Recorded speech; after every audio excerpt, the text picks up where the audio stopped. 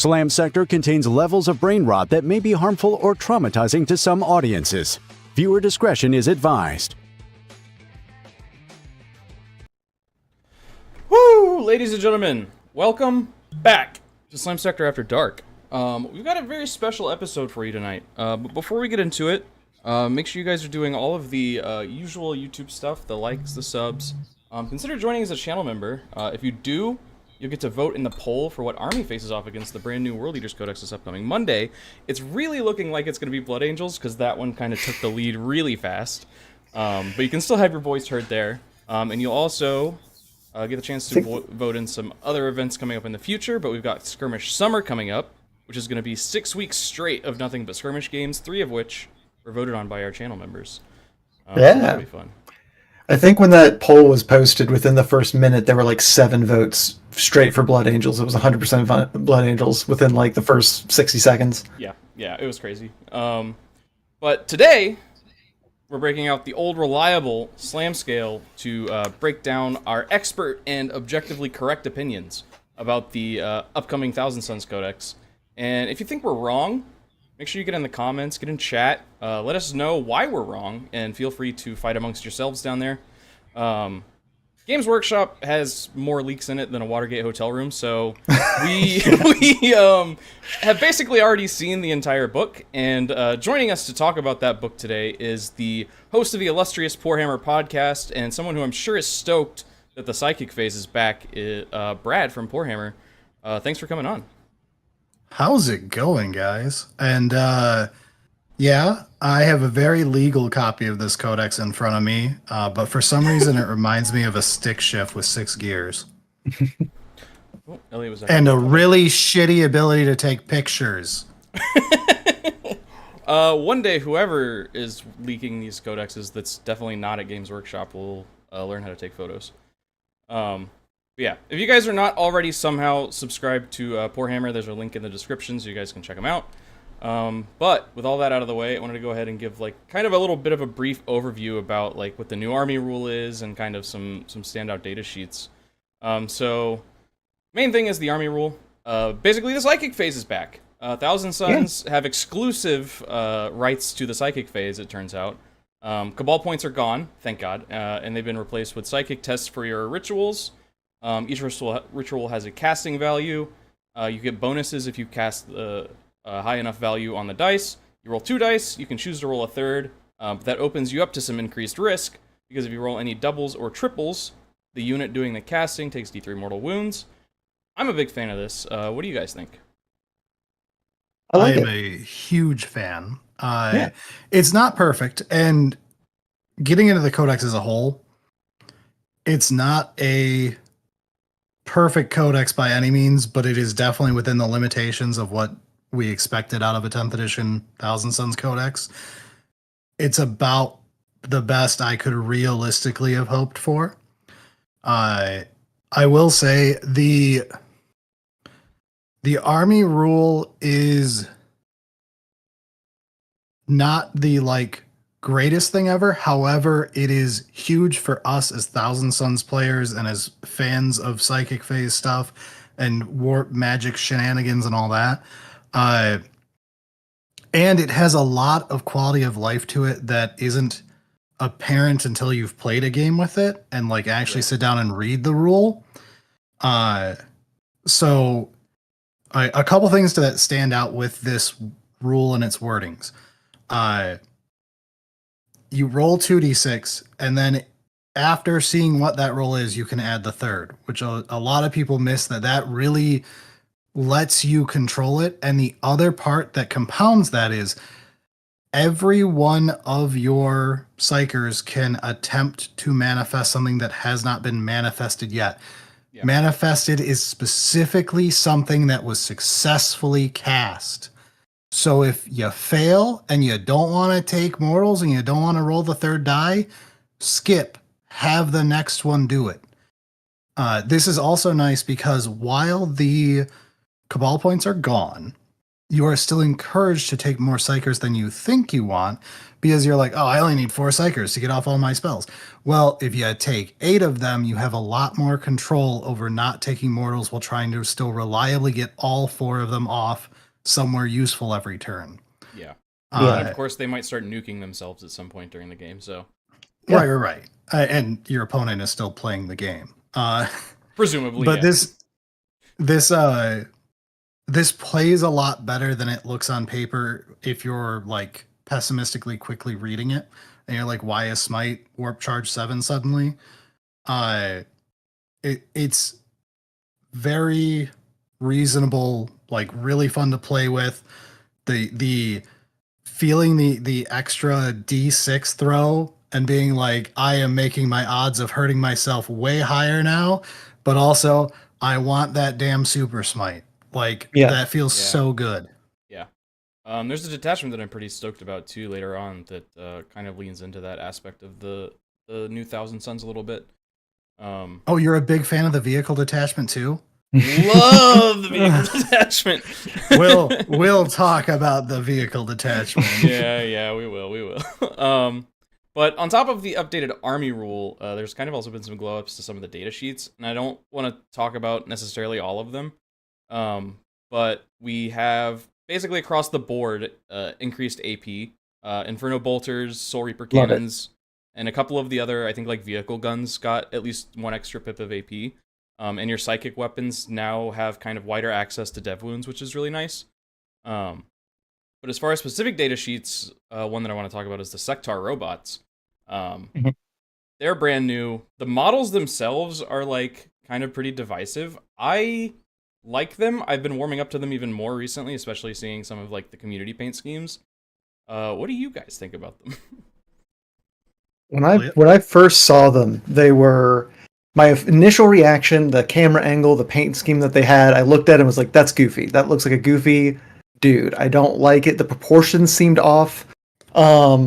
Like you said, looking at community paint schemes, looking at other angles of the model, getting a better look at it, I am warming to it. It's still not my favorite. I think the legs and arms are a little too thin for the broadness of the shoulders. Like there is like a bit of a proportions thing where I'm like, this doesn't quite. It's almost uncanny valley. Almost is how it hits my brain. I mean, that seems But- grand. True. But I do like it. I do like them. I think they're pretty cool. I like that they count as vehicles. That gets into some interesting mechanics there.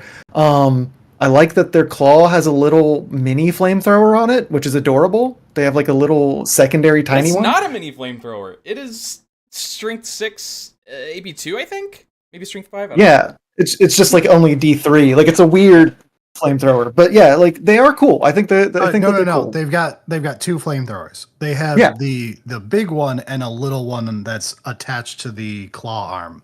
Yeah, Oh, are they The They've little got- one weapons? I attached to must have the missed yeah. there's the main one is the big strength 5 AP Like minus 2 warp damage flamer? 1. that. Yeah. Yeah, the heavy warp flamer. The little one is only D3, but it's like a bonus one that it's got Isn't it access strength to. 3 as well? Yeah, it's I I it's must real have misread bad. that. It's really weak, but yeah, they have a But it's free there. Overwatch with potentially 4 heavy flamers and then 4 little ones, just like as a little tickle, just in case. They're fun. I think that they're neat. I'm warming up to the design though.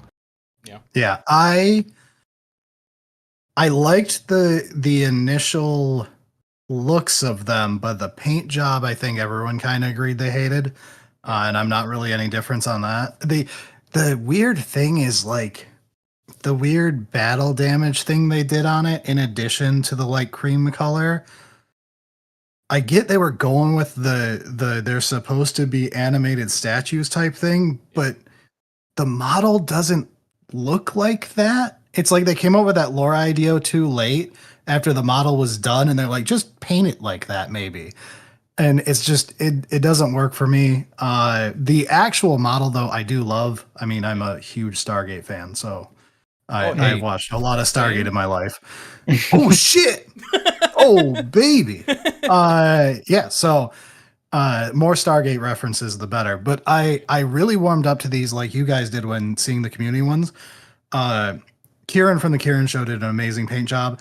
Also on Tabletop Titans, not only did their quickie paint job they did to get a battle report out look pretty decent for how quick it obviously was, they did a cute thing where they didn't put the headdress on, which I love the headdress, but without it on, it actually changes up the look of the model, and it's a very cool, different look if you want to try something different. You could check that out for an actual like alternative look. One of the key things is if you're not using the Melta arm, you can snip it at the elbow and put the shoulder-mounted flamethrower arm onto that, and it drastically improves the two arm look for me. For like, Okay. it puts his Melta on a swivel and then the claw arm, and it looks really nice compared to the way it is by default. One of the ones on Warcom's article, the artist did that, and I'm like, that is exactly what I'm doing with mine. Yeah, I'll have to look that up. That sounds good. I know Tabletop Titans 2, they do a lot of stuff like that, because they did when the Nerf gun Marines came out, they like fixed those by making them shoulder mounted, which was kind of cool. So yeah, I'll have to see what they did with the robots. I haven't seen those yet. Yeah, it was very clearly like I got that the paint job was clearly that weekend. Like you could see how quickly they had to throw it together, but it still looked very competent. So I just needed the ideas, like some people doing base colors, so I could be like able to see things and be like, okay, this will look all right with my scheme. Yeah. But yeah, great overall new model. I am annoyed I'm going to be doing 8 of these things if I can get a hold of them. And more importantly, whatever they're going to cost outside of the box set when that happens. I don't think we've seen it yet, but I am expecting the worst. Yeah, I would be too. The rules are pretty cool though, because they are stealth infiltrators, which is already kind of crazy on its own. And they can Overwatch and Heroic free once per battle round. That seems pretty strong, especially in the vehicle detachment that we're going to be talking about later. Yeah.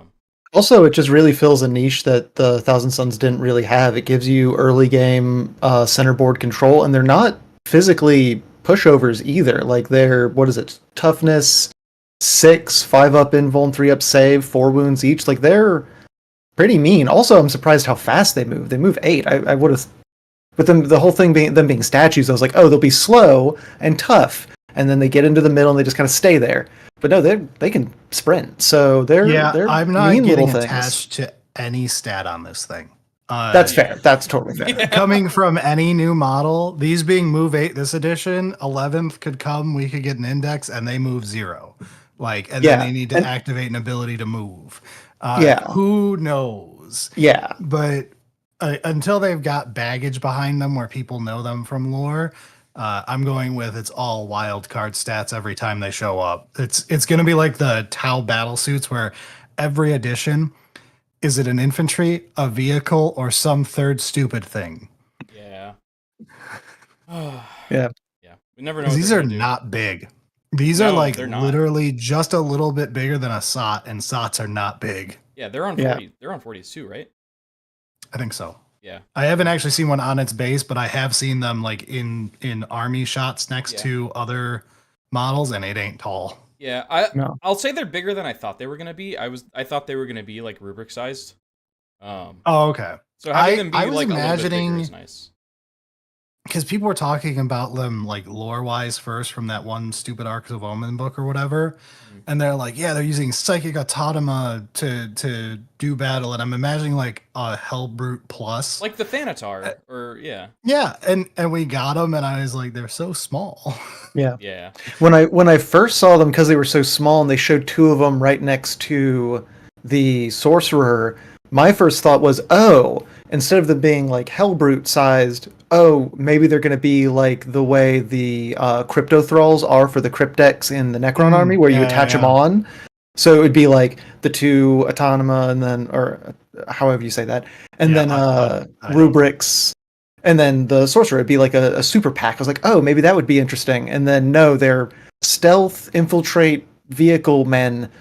And it's like, oh wait, what? Like, it really surprised me what they dropped. Yeah. You saying that actually makes me think that could be an alternative rules that they end up with like next edition or something. Like, in the like these are so early on, they could see wildly different stats next edition. Oh yeah. They could totally, in my opinion, end up Crypto Thrall like. Yeah. Yeah. I mean, and I feel like they would work really well, at least lore wise, for how that would function. But we'll see what they end up doing. Yeah. But anyway, oh, they've got one last trick because I'll get shot by the rest of the Thousand Sons community if I don't mention this. From a meta standpoint, one of Armin's best tricks in the codex Yep.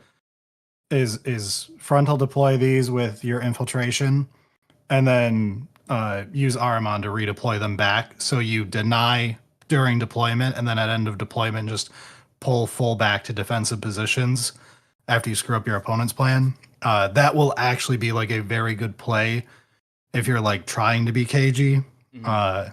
That has to be said, or otherwise you'll get a million comments about it. Yeah. Well, so I was gonna bring up Armon too because he got like a pretty good glow up. He's only And on he the still disc has a now. terrible psychic gun compared to normal sorcerers. He does, but it's better than what he had. So he had just like the one shot, whatever, like psychic brain gun. But now it's D6 plus 1, strength 6, AP 1, D3. That's not awful. But yeah, it's not as good as like the rest of the army. But I think the majority of his strength lies in the fact that A, he gives you plus He 1 to has your very ritual strong tests, abilities. which is huge. And the 3-unit redeploy is huge in like not only with the robots, but also with the like rubricate attachment that we'll talk about later. Yes. And that's another thing. Armon and Magnus. Mhm. The plus to cast. Yeah. Really good, especially for when you're trying to get everything off but minimize mortals taken. And it's a key thing with like Magnus too, of he gets to cast twice. And because he's got his +2, as long as you don't roll the initial doubles, right? Like if you miss that 16%er, Yeah. You can just choose to be like, I don't want to take mortals on Magnus because his actual wound count is a lot of points per wound. So it's a worse D3 to take than on like a rubric squad. You can just choose to pass it off and be like, okay, I'll go for my second cast instead. Or like you get much easier safe casts like that. It makes the ability really nice with the army rule. I have only played this once. I'm warning everyone that this is I had to emergency play a game. But I really did feel this. Yeah. The Mutalith has does it have an aura that increases casts near it?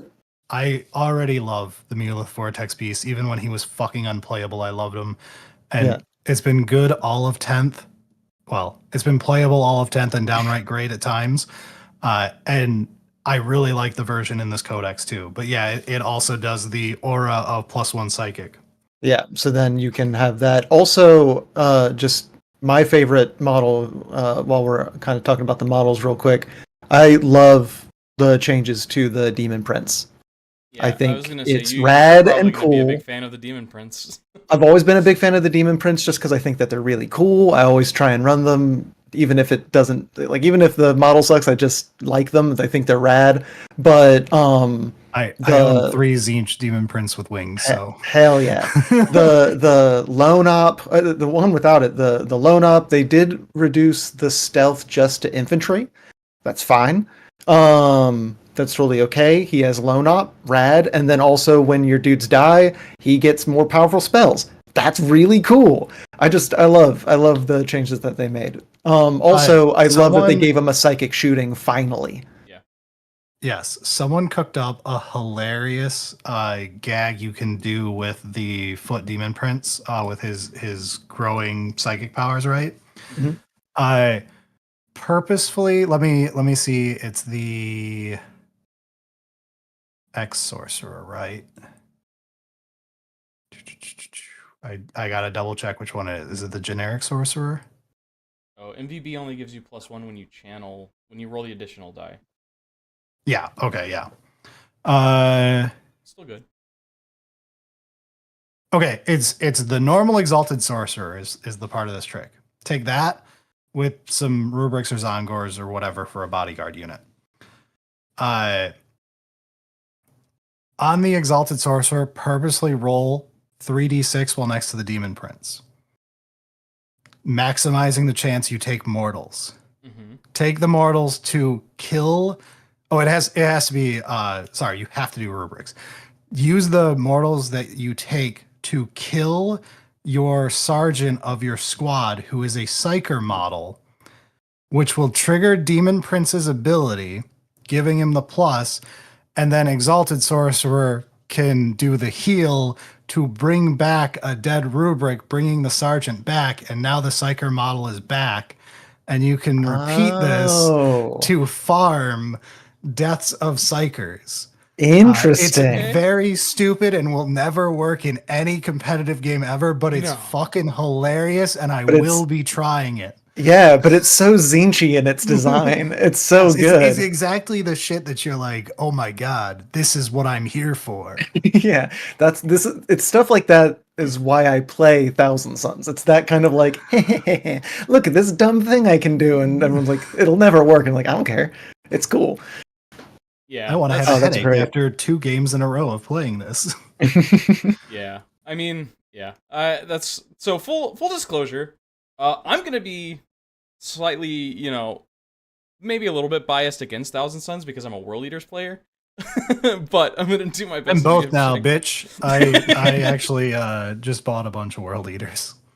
Oh hell yeah! I already owned Corn Demons, and I was like, I'm just gonna commit because I already owned Angron from a random pickup on eBay while drunk, and I was like, fuck it. There you go. Hell yeah. But Hell yeah. Is there one detachment for World Eaters that you're kind of more interested in than the others? No, because it's going to be an edition and a half before I even have these damn things built, let alone painted. Let's be honest. Fair. Yeah, fair. Where are my Gene Stealer cults? They're in a corner of the basement right now, still not put together. Like I said, they wouldn't be. God. I honestly can't relate. Yeah. I build and paint models so fast. It's kind of a little bit insane. But we can move on to the detachments now. So we're gonna kind of just go in the order that they are in the codex. So the first one is you have to explain Slam. Slam. Okay, yeah, you're right. I do have to explain Slam. So we judge everything based on the Slam scale here. That is sex appeal, lore, approachability, and meta. Sex appeal is basically just kind of how flashy are the rules, like how much does this detachment stand out from the rest of the detachments in the book and also in the game. Lore is basically how well the detachment either like meshes with the existing lore or kind of creates additional lore in an interesting way. Approachability is how approachable is it for a new player or for somebody that doesn't own the army currently from a both hobby perspective and rules perspective. And meta is, we're all very competitive players here, so we're going to be able to tell you exactly how good this detachment's going to be in your local RTT scene. Exactly. Not true, by the way, but I can't speak for Brad, but I can speak for us, Elliot and I, when we're not the most competitive players in the world. I have rants about actual tournament play that will not be for this episode, but no. Meta-wise, I can tell you there are 2 detachments that will be of any note. Maybe 3 is a wild card, but basically 2. And this includes Hex Warp Thrallband, which we'll talk about at the end real quick. Yeah. It's not one of the 2. But agreed. But other than that, no. Meta-wise, you should not be asking me for what the sweatiest list you could ever put together is. I'm going to be playing too many characters and having people wonder why I have an unoptimized list versus whoever's the top Zinj player next week. Yeah, I just use what models look cool, so I couldn't tell you. I have a weird need within my brain to do oops all lists of oops all one unit. I don't know what it is in my head, but I'm like, there's something that speaks to me when it's that. So for instance, the Zangor detachment, oops all Zangors and just take the maximum speaks to me. I don't care if it's competitive. I just we'll want get to oops all Zangors. Yeah, we'll get to it in a second, but I love that. The goats are the goat. That's all I'm gonna say. So we're gonna rate each of these categories 1 through 10, and then we're gonna get the average of all of those, and that will be the ranking for the entire detachment, and we'll average together all the detachments, and that will be our ranking for the entire codex. So, starting with sex appeal for the Thousand Sons Codex, in the Grand Coven detachment, I have given Grand Coven a a 6 on the sex appeal scale. I think it's fine. Like, it's the index detachment, so it's obviously like a little bit generalist, but it's kind of interesting, I guess. Maybe I'm a little jaded just because I've seen it so much and played against it so much, but This is exactly my problem. So you said a 6, and in my original notes, I had put it as a 6, but I actually think the answer is 7. Okay. Because I think the problem is I'm biased against it because I have played the index detachment for 2 fucking years.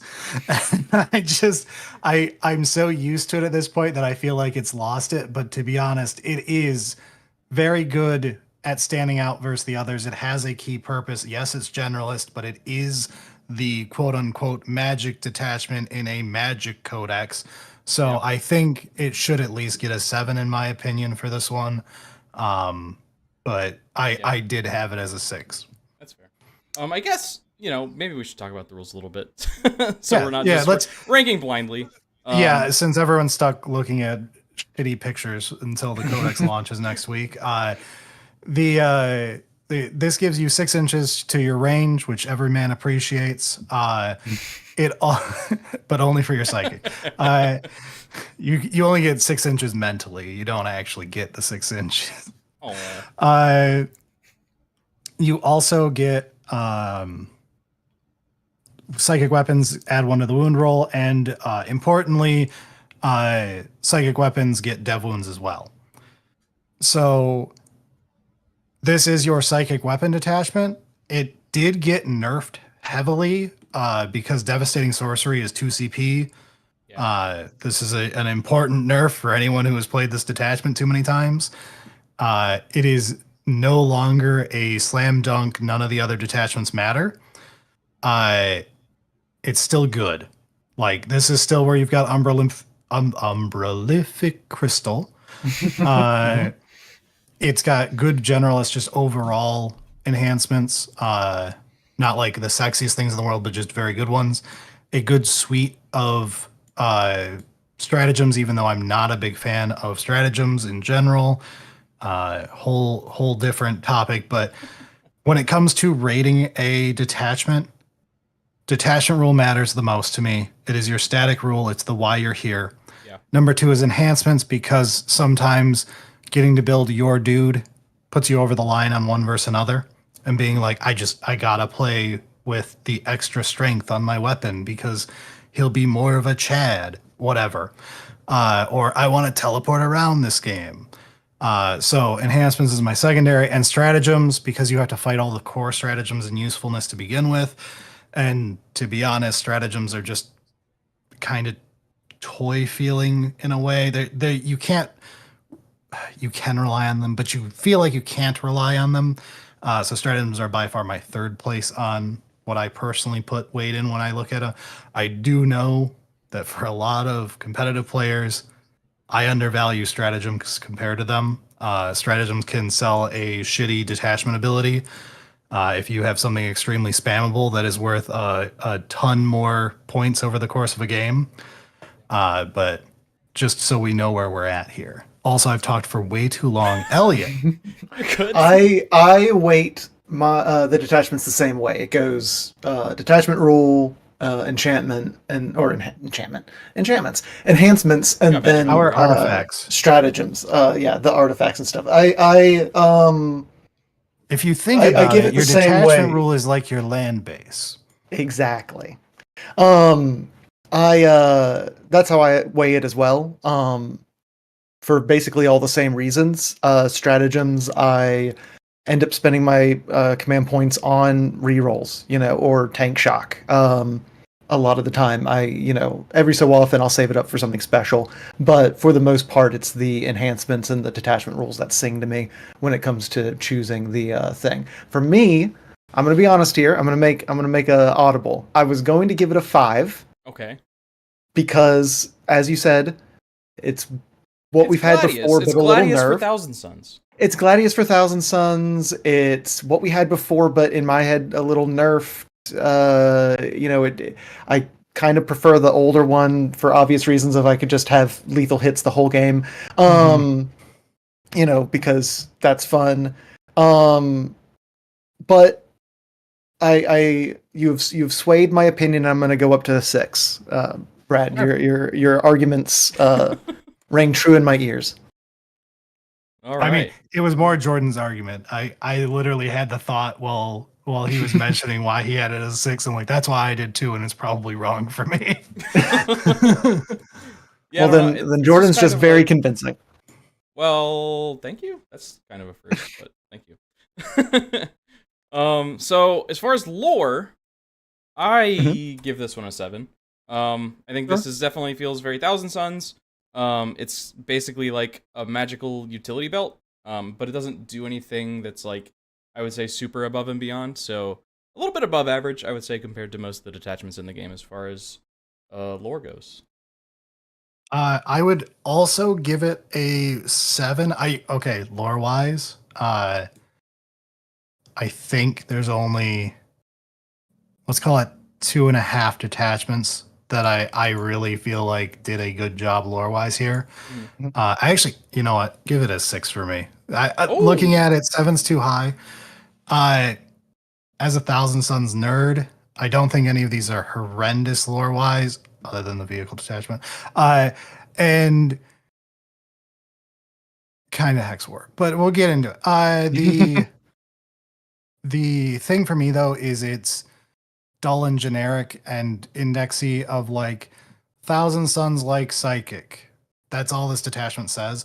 Whereas I really am attached to the cults from 9th edition. Like the nine cults, even if you want to go back to the 5 Horus Heresy disciplines, either of those feel like very special in my head, whereas Grand Coven is just saying Cabal of Sorcerers a different way.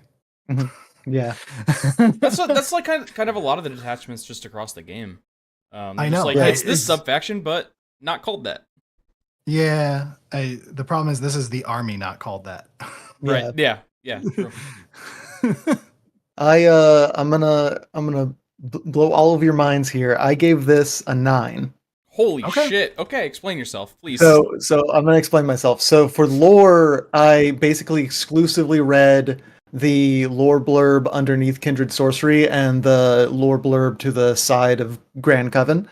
And what it describes is, in my head, magical math rock, where there's a bunch of people doing a bunch of different rituals, but they like synchronize their rhythm at a certain point, and when they all harmonize at like certain parts of their ritual, that's when mechanically like the range of their spells gets increased, is because all of their different cults, because it's all the different cults, it kind of describes all the different cults working together, and they're all doing their own different types of rituals, but they like harmonize those rituals at certain points, and when that happens, like the planets align, and then some kind of magic wave hits the battlefield, and that's when their range increases or their wound rolls get a +1. And that just sounds kind of rad. Like from a lore perspective, that just sounds cool. Like the idea of like you're hearing this like weird cacophonous ritualistic sounds, and then all of a sudden the whole army is like talking in one at one voice, and you're like and then their spells pop off. That's cool. And also it's kind of like math rock. So I gave it a 9. So what I've heard is this is Thousand Suns Scrum, basically. Yeah. I don't hate that logic. Yeah. Okay. I do think that logic would work better if the detachment was worse, which I do not want. If you could only pick each of the 3 once instead of choosing one all game, If it worked more like Doctrines did, I actually feel like your argument like would that. be extremely Yeah, no, it strong. is. No, it is like So that. it's Are in they your all? in your command Yeah. phase. You can select one of the abilities listed below to Oh, you take can effect only until the start of your each next one only command once per phase. battle. You can Yeah, only use okay. each one per battle.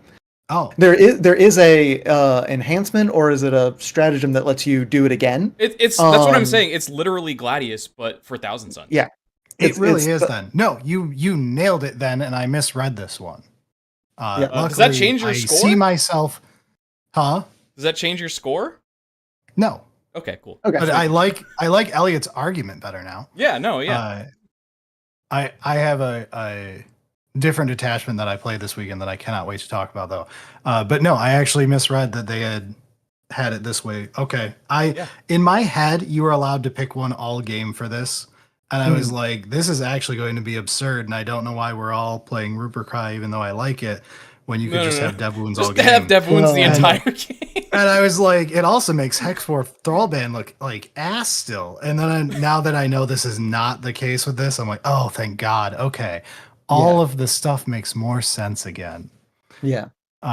I for some reason in my head, I thought it was you could just have Dev Wounds all game with how people were saying it. Again, we have very legal copies of this that are very easy to read Yes. and are not taken in someone's fucking car. Uh, So, I mean, technically, you can have one unit have Dev Wounds all game for a CP every Yes. turn. Like, yeah. Yeah. but not army. At which point, again, it's we're getting into the whole like there will be combos that'll competitively still be very strong here. Yeah.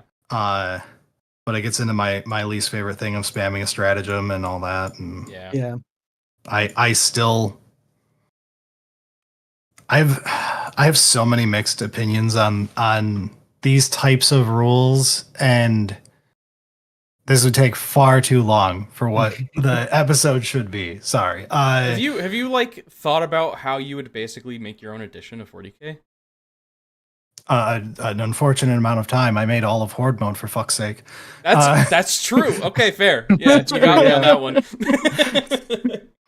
Yeah, if you ever want to experience hell, I recommend getting 2 other jobs and then as a third job do game design for $0. It's real fun, especially when people complain about balance or something. Yeah. See, you should just do what I do, which is game design, and then just never release it to anybody. Then no one can complain. But you I just do the lots game of design. that too. Yeah, yeah. You saw the amount of documents that I have in a folder that are never going to see the light of day from half-baked game design. Yeah, Dear same. Lord. Yeah. Yeah, look, we did an interview with Josh Qualtieri, who created Quar last week, and he said his number one piece of advice with creative projects: don't be precious. Share that shit. Don't be precious. Share it. Yeah, that's true. Yeah. I share it with my trash can. Hey, wasn't Cujo found in a trash can by Stephen King's wife when he was blasted on coke? Hey, sometimes some of the best things live right. in trash I vaguely cans. remember the story. Yeah. You could have gone. You could have gone with Oscar the Grouch, but you went with Cujo and a trash can on cocaine. Like what the hell? The trash can Also, is not Cujo- on cocaine. Cujo's going to be a reference. Half the audience is too young to even understand the movie reference, let alone the book. I'm gonna be honest. I've never read the book. I've only seen the movie. Oh my god. All right. Moving through Grand Coven, moving on to approachability. I give this a 7 on approachability. I think this is Really? probably. I think it's not the most approachable. In Really? the entire Okay. book. I truly think that there's at least one more that is a little bit more approachable than this. But I think that it's still very good. It's still very high up there. It does like suffer a little bit just by virtue of being Thousand Suns. I think Thousand Suns as an army aren't necessarily super approachable. But it is, from a rules perspective at least, a little bit more approachable than some of the other detachments just by virtue of being kind of a generalist detachment. You can kind of collect whatever models you want and you can kind of make them work. And like rules wise, it's not super complicated because if you played Space Marines, you've played Gladius, you can play this. So yeah, I give it a 7. Okay. All right. Well, I gave it a 10. Holy shit. I guess I wasn't comparing it to the rest of the game is my problem. I was comparing it to the rest of Thousand Suns. That's fair. I guess it's only like an 8. Can you do partials? Can I do 8.5? Is that legal? We'll see if it fits. Nope. No. All right. Do 9. 9? Realistically. Okay. So my argument here, this detachment is ultra generalist. Yeah. Even if you can't read, and it just works with every generic character that you have to put in the army. It works with, like all of your basic units. The weirder stuff is not the stuff that works with this. So you don't have to build like weird slant stuff or anything. You don't have to go out and buy a shitload of Zongor to make this work. You're not trying to put together one of the worst dollar per point kits with Chaos Spawn or anything to make this work. You don't have to source a 45-year-old sculpt of a Mulith Vortex beast that hasn't been in stock in America in 6 years. There's no real problems with this. You could pick up the Combat Patrol, the current Battle Force box, good fucking luck getting a hold of one, and the last Combat Patrol even. Pile them all together and you have a decent looking Grand Coven list. Go buy a Magnus and you've got a whole stew going on. It's such a generalist, easy way to accidentally build this list competently that I think it's a solid all rounder. Yeah. Okay. Right. Like I can see that. any noob is going to accidentally fall into this, in my opinion. Like. Yeah, that's fair. Like, no matter what models you have, you can kind of build a list for this detachment. Yeah, that's fair. Especially if you went in going, I want to play Thousand Suns. I want the guys in the blue tin cans. You're going to end up with like this and one of the other detachments as your prime collection. Yeah, this kind of encompasses a little bit of everything. So, yeah, that makes sense. See, I went with, and this is based entirely out of my own personal anxieties. I went with 5. Oh, really? Because I find detachments where I can only do something once, which means I have to know when to use it, which means I have to like time it and remember it. Stresses me out. Detachments that have abilities that are quote unquote always on, love them. Detachments where once per game you can do this thing, and if you use it at the wrong time, then you wasted it and you're dumb, and everyone's gonna laugh at you. That stresses me out. It gives me an anxiety attack. Looking at this, I'm like, okay, well, do I use the range early, or do I save it for when I have fewer units and I gotta hit them further away to get them off of an objective? Do I save it? Do I use it now? That I don't like. Or it's not that I don't like it. It's just that scares me from it, right? Like that. It's interesting. I love this because to me it's the opposite of I've always complained about. I hated in 9th edition with Custodes and Admech of here is 3 once per game abilities. That is like your core rule here. These 3 once per game abilities. You can choose to just fucking ignore that in a million different ways and have everything all game on everything. I've always hated that instead of it. However, what you're saying gets into I have really complex thoughts on how I feel about these types of detachments, because I do have strong opinions on partially on detachments. Like when there are turns where you have no detachment role. Yeah, you only get 3 of these. I think there's maybe it's a stratagem that you can do it again. So, but that means there's going to be at least 1 turn where you have nothing on, and if you don't use that stratagem, then there's going to be 2 turns where you have nothing on. I don't know. I just that part of it turns me off. I love the lore. I love other things, but yeah, the approachability, this stresses me out. Yeah, and I have talked before about if you don't have your rule on turn 2, you don't have your rule. Because I often concede that the correct way to play a lot of these detachments is to never take your rule turn 1. Because you're probably both playing KG anyways if you're worried about point scoring and all that, and not just unga bunga swing everyone off the board, screw the rules. The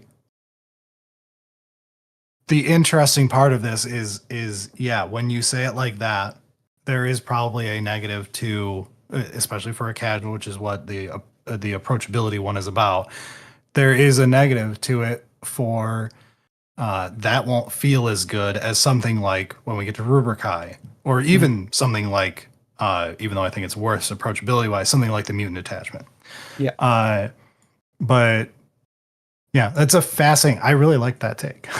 that's really good. That's why we Right. have 3 people doing this. We get Yeah, all kinds of different takes. Yeah. I'm really happy with how different these takes are on this and how very interesting the dynamic is. This is fun. Yeah. Usually I just have Eric nodding along, telling me, shut up, I want to get done with this. This is Do great. you need me to do that so you feel more at home? Do you? No, Yes, I have to do that and recording tomorrow. Okay. So moving on to meta. Mhm. I'm gonna give this one. I kind of been going back and forth. I think I'm gonna land it on a 6. I think that this is good. I don't think it's great. The support for rituals is pretty good. But I think that data sheets are gonna kind of be doing a lot of the heavy lifting on this one. So yeah, 6. It's fine. It's good. Not. I don't think even. I think maybe this is top 3 detachments in the book, but I don't think it's the best. Elliot, do yours first before I say mine. Oh, okay. Oh, I'm really torn between 7 and 8. I think I'm gonna say 8 okay. for Okay. meta. Because I think in the right hands with someone who really knows how to take advantage of the same thing that stresses me out, those kindred sorcery, activations, the umbralific crystal for redeploy of Terminator Squad into the back lines, giving like that redeployment threat, a little uppy downy, the +1 strength to and damage to psychic weapons on a demon prince is mean as hell. Being able to cast Doombolt twice when it's a very powerful mortal wounds thing. The Doombolt one is really good. That is very Was good. really Can't powerful. argue with you on that. I feel like in the right hands with someone who knows how to space their units out, how to protect their sorcerer that has that extra Doombolt cast. I feel like this could really do a lot of damage. It's hard for me to know if it would be outright the best, but I think it's really solid in that regard. And also, like you said, Time out. Either Okay. you are wrong on something or I have a very different thought. Oh, okay. On what? No. Well, it's the Okay. middle ground. You're good. Your Demon Prince thing is what I just had the thought of. I thought he didn't have Psychic on anything useful. The new Demon Prince, everything's fine. It's just the Infernal Cannon still doesn't have Psychic on it, which would have made Yeah. it much more interesting. Yeah. But The reason I said the Demon Prince is because he can have that like loan up and giving stealth to Yeah. like the screening units, but then also he has +1 strength and damage on a solid mid range psychic attack, and then which makes it even better. And then if you do get in melee, then he claps, which you'd have to get really close to him to hit him anyway. So it's one of those. I feel like he'd be a really good selection for that. Yeah. So. In my opinion, it's hard for me to know exactly how off the top it would go, but like you said before, this works with any units you want to take, so that also gives you the flexibility of making a really unit competitive list and then having really solid backup to them. So that's why I would say about an 8, I think. okay, well, I ended up on the same number as you with an 8. Okay. It was a 9. I had to reconfigure my meta thoughts as you were talking, as I realized that the detachment rule did not let you dev wound all game like I originally thought when I was like, Yeah. this is crazy. I don't know why we're all focusing on Rubric High right now, but sure, I'll play Rubric High to play anything else. I get it. No one wants to fucking play the index detachment anymore. Now I'm like, okay, hold up. There's a lot of changes. I won't say dead nerfs, but a lot of changes versus how I had been thinking of it. Yeah. It's still really good. Yeah. It's Like- good. Yeah. This is, in my opinion, it's the second best. You said third best, and I think I know what your second best is, that I could see swapping places with this. It is still a very good Like you could take this to a tournament, no one would bat an eye. They'd be like, "Oh yeah, okay, I expect to see this every once in a while." Yeah. Uh, But there is also still some degree of like you take this to a tournament and everybody's played against it before, so Yeah. they kind of know what to expect. That said, there's also a meta.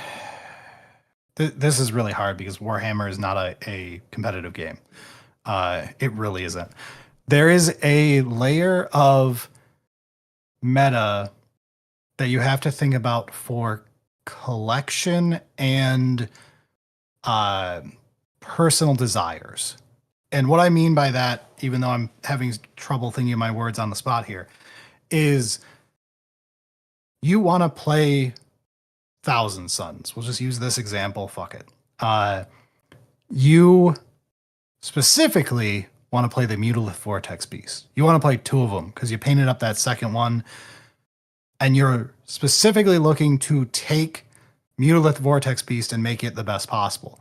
That changes your weight meta-wise for things. And specifically for this detachment, this is the Magnus detachment. If you want to take your Primarch, you're taking this detachment. And he's good. He's real fucking good. In this detachment, at least. I do think he may go down in points slightly. He's not as busted as he was early edition. Still has some disgusting tricks. Just in general, not bad whatsoever. But I am aware that this is the detachment you should take him in, not the Rubrikai list that I did just because I wanted to have Magnus in the list. So when looking at meta stuff, there is a weight to it on that combines with sex appeal, we'll say, on the slam scale here, where it's like if you want to play Death Guard and you want to play your Mortarion, anywhere Mortarion is better gets a little bump for you. And this being your Primarch, and spacemen really love their Primarchs. You know, especially Demon Primarchs. They're all rad as fuck. I'm convinced to take my sex appeal score up to a 7 for that. You're right. You're absolutely right. That this is the detachment where you're going to take Magnus the most. And yeah, you want to see your big horny nippled man on the battlefield. All right, so that wraps up this detachment. Do we want to talk about the next detachment that is fantastic for if you have a big centerpiece Zinch model? I'm gonna be honest. I'm not really looking forward to this one. Neither am I. As someone with a lot of painted demons. So this is your demons detachment that every chaos. No, it's not. Don't you fucking say that. This is not your demons detachment. Fuck you. Okay, my bad. This is a soup detachment, sir. This is a demons soup detachment. We're playing scantily clad host. That is fair. That is a fun fucking detachment. The Zinch Grotmus detachment. Fuck the meta. It's fun as balls. Agreed. Yeah, that was one of my favorites from that whole Grotmus release. I played it like 3 times. With all the armies I have access to, playing the same thing 3 times takes a lot. Yeah, I don't even collect and play demons, but that had me like looking at the web store for some Zinch demons. But yeah, this is it's more fair to say this is your soup detachment. So this is the only detachment where you can take demons, which first of all fucking sucks. I'm still a little bit salty about what they're doing to demons. Well, not a little bit. I'm a little bit salty. As someone who I don't own a single demons model. I'm like pissed about what they're doing with demons. As far as rules, your Psyker units get a 4-up invuln only versus range attacks when they're within 6 inches of a demon's unit. That's dumb. And demons get the army rule, but they can't benefit from any of them except Doombolt, technically. So, don't know what that's about. I expect this needs an FAQ. God, I hope so. If this gets the FAQ, which I'm going to just assume in my score, it's still not going to score high. All right, like it's Hexwarp Thrall. it like after FAQ whereas like demons also get correctly affected by it, like overwrite for the demons so that it will work on them. When it gets that, Yeah. because God, it has to. Yeah. Then this still isn't good. Yeah. It has the problem of it's the limited demon list, which it's not that limited. We actually got a decent pick of the bunch compared to like Slanesh. But character wise is where the problems are there. And if you don't want to play your Lord of Change, which isn't the greatest to begin with, Is the changeling still in this? I don't. No. We only got the things I knew we would get, which is Lord we of got Change and Kairos. Yep, we got the horrors, the flamers, and the screamers, which is exactly what I would expect we would get. It's so lame. It's yeah. what I'm torn because like I've already been mad. I've already done that. Yeah. I'm in the like this is reality phase of I fucking hate this detachment. We're in the acceptance stage of grief. Yeah. We're at acceptance though, where it's like I knew this was coming. This is the fourth book. This is the fourth time we've seen the same thing happen. This is extremely uninspired.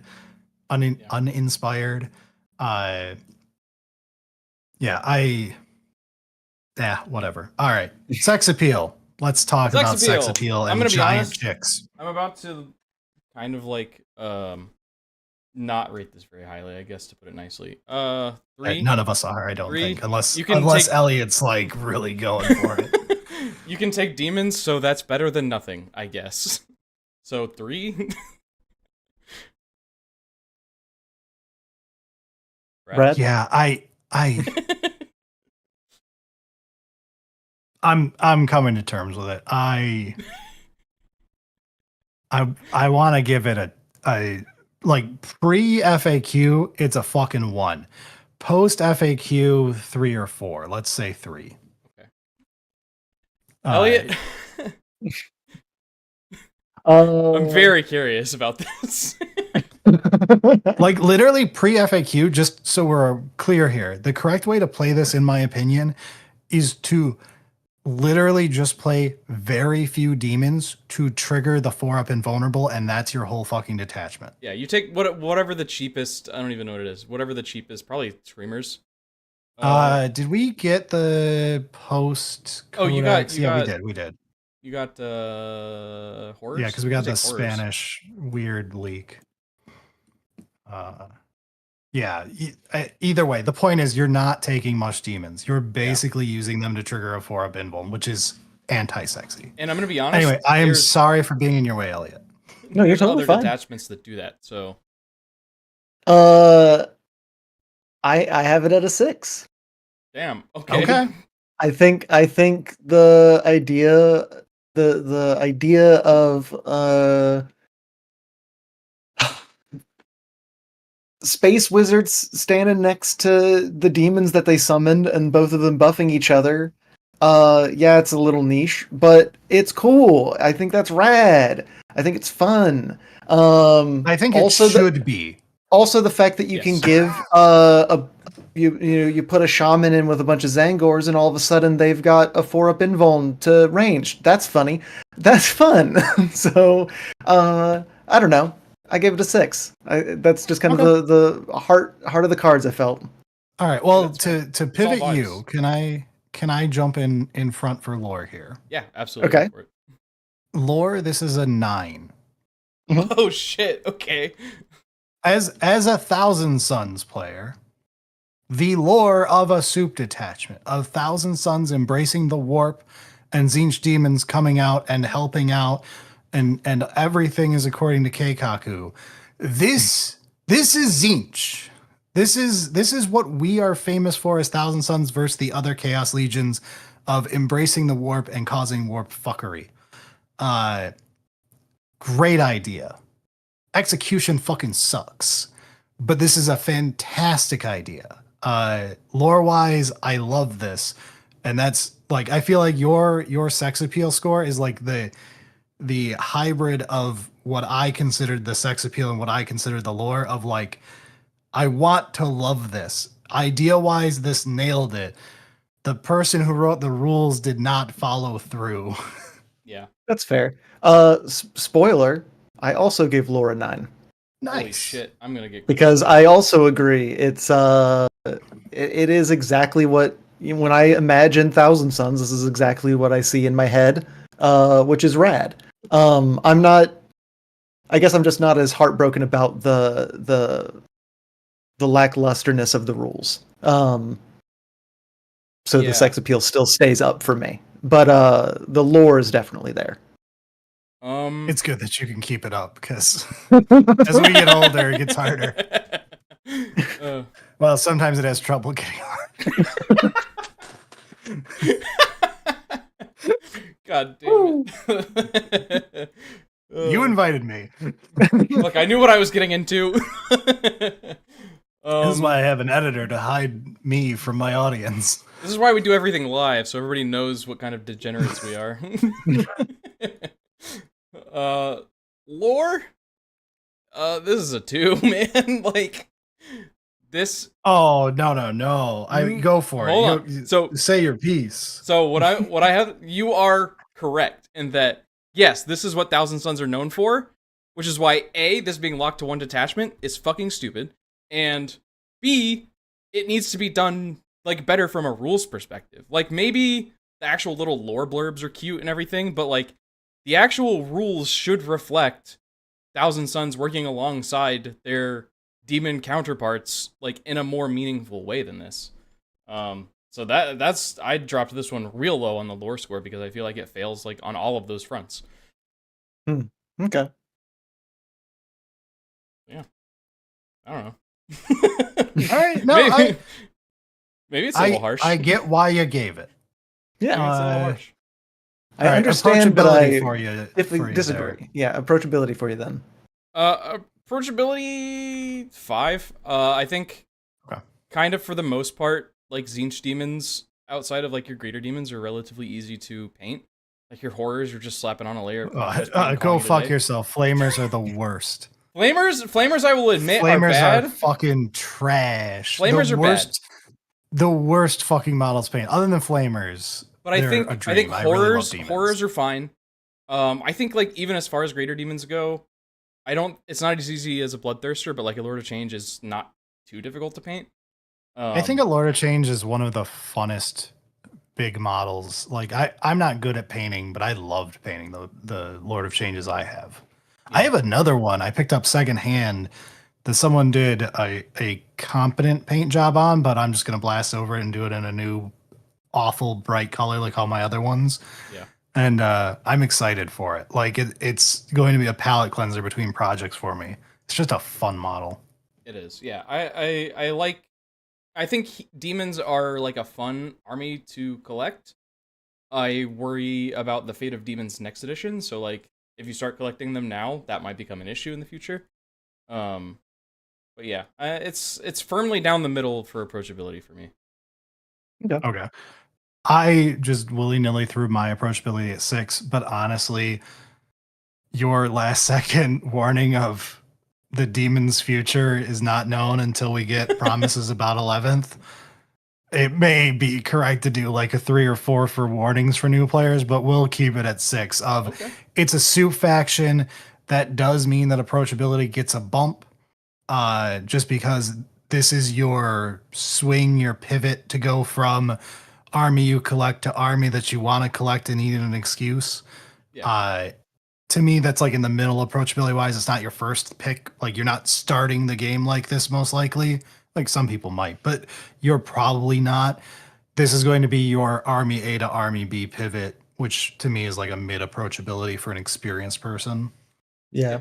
I also gave it a 6 because also, you know, these are the same models that are going to be in fantasy, so a lot of people already have it, and then they can get over to 40k if they want. But also, just from like a mechanics play style, you keep your demons near your sorcerers, and you keep your sorcerers near your demons. Very simple. Just when you want to play it, you just sit down. You go, this guy stands near this guy. We're good. They get these bonuses, and then they can march forward. And that also, there's some higher level positioning and play there. But if you're like first time playing and you just need to know how your rule works, keep a demon near a magic man. Easy. So I gave it a 6. Yeah. Kind of in your same vein of like, you don't like detachments where you use one rule once per game and then it's gone. I'm kind of in the detachment where like, or in the mindset where detachments that have like positioning centric things are kind of a struggle for me, because I have to remember to like keep things near each other when you're having to deal with like extra moves and charges and all sorts of stuff. Which I've been playing Final Day detachment for GSC a lot recently, which is basically like my practice for that kind of thing. I do not like that detachment. I love the flavor of it. I'm really struggling with the rules because I'm bad at the game and also bad at positioning. So that's the secret. Yeah. Everyone who bitches about anything in a YouTube comment section is 10 times worse at the game than anyone who actually has the balls to show up on a battle report. Like, no matter how bad you think you are, we're pretty bad. Yeah. No matter how bad you think you are, you're accountable for your mistakes. When you misread something, you're immediately caught by people on the internet screaming. Especially when we're live streaming. Yeah. People in chat like, you fucking idiot! You can go a lot worse. Yeah, that's true. That's fair. That's a good way to look at it. It's easy for me to remember to keep one guy next to another because I just imagine that they're best friend horses, and 2 best friend horses are better than 2 not best friend horses when it comes to pulling a wagon. So you just remember that they're best friend horses. You know what I mean? So then you just keep them next to each other. What guy on about? I don't know. Did you know when it comes to horsepower, when you have 2 horses, if they have just met, they don't pull as hard, but if they're best friends, if they hang out all the time and those horses are best friends, then they pull the wagon even better.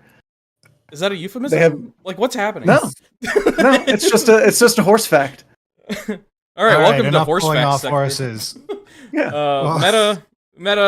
It's a 2. I think everything about this. I think everything about this is bad. This is riddled with non-bows. There's no real synergies at all. The stratagems and enhancements are largely useless, if I'm being honest. I was really concerned you guys were going to be pissed off if I said 1, but it's a 1. Yeah, Fuck that's detachment. Totally fair. Yeah, you are not taking this attachment to ever win a game. All right. The only reason it's over a 1 is because of greater demons. That's it. Sure, but like you purposefully did this to yourself. I gave it a 3. I'm not so angry at it, but I think it's fun. I think it's fine.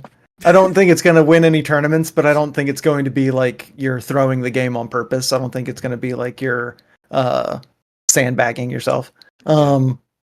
I think there's some ways to like, it definitely isn't the most synergistic, but you can slap like a powerful sorcerer unit and then throw a bunch of pink horrors in front of it so that they have to shoot it at range, but then you have a 4-up invuln, like you can kind of wiggle some stuff around to try and get some value out of it.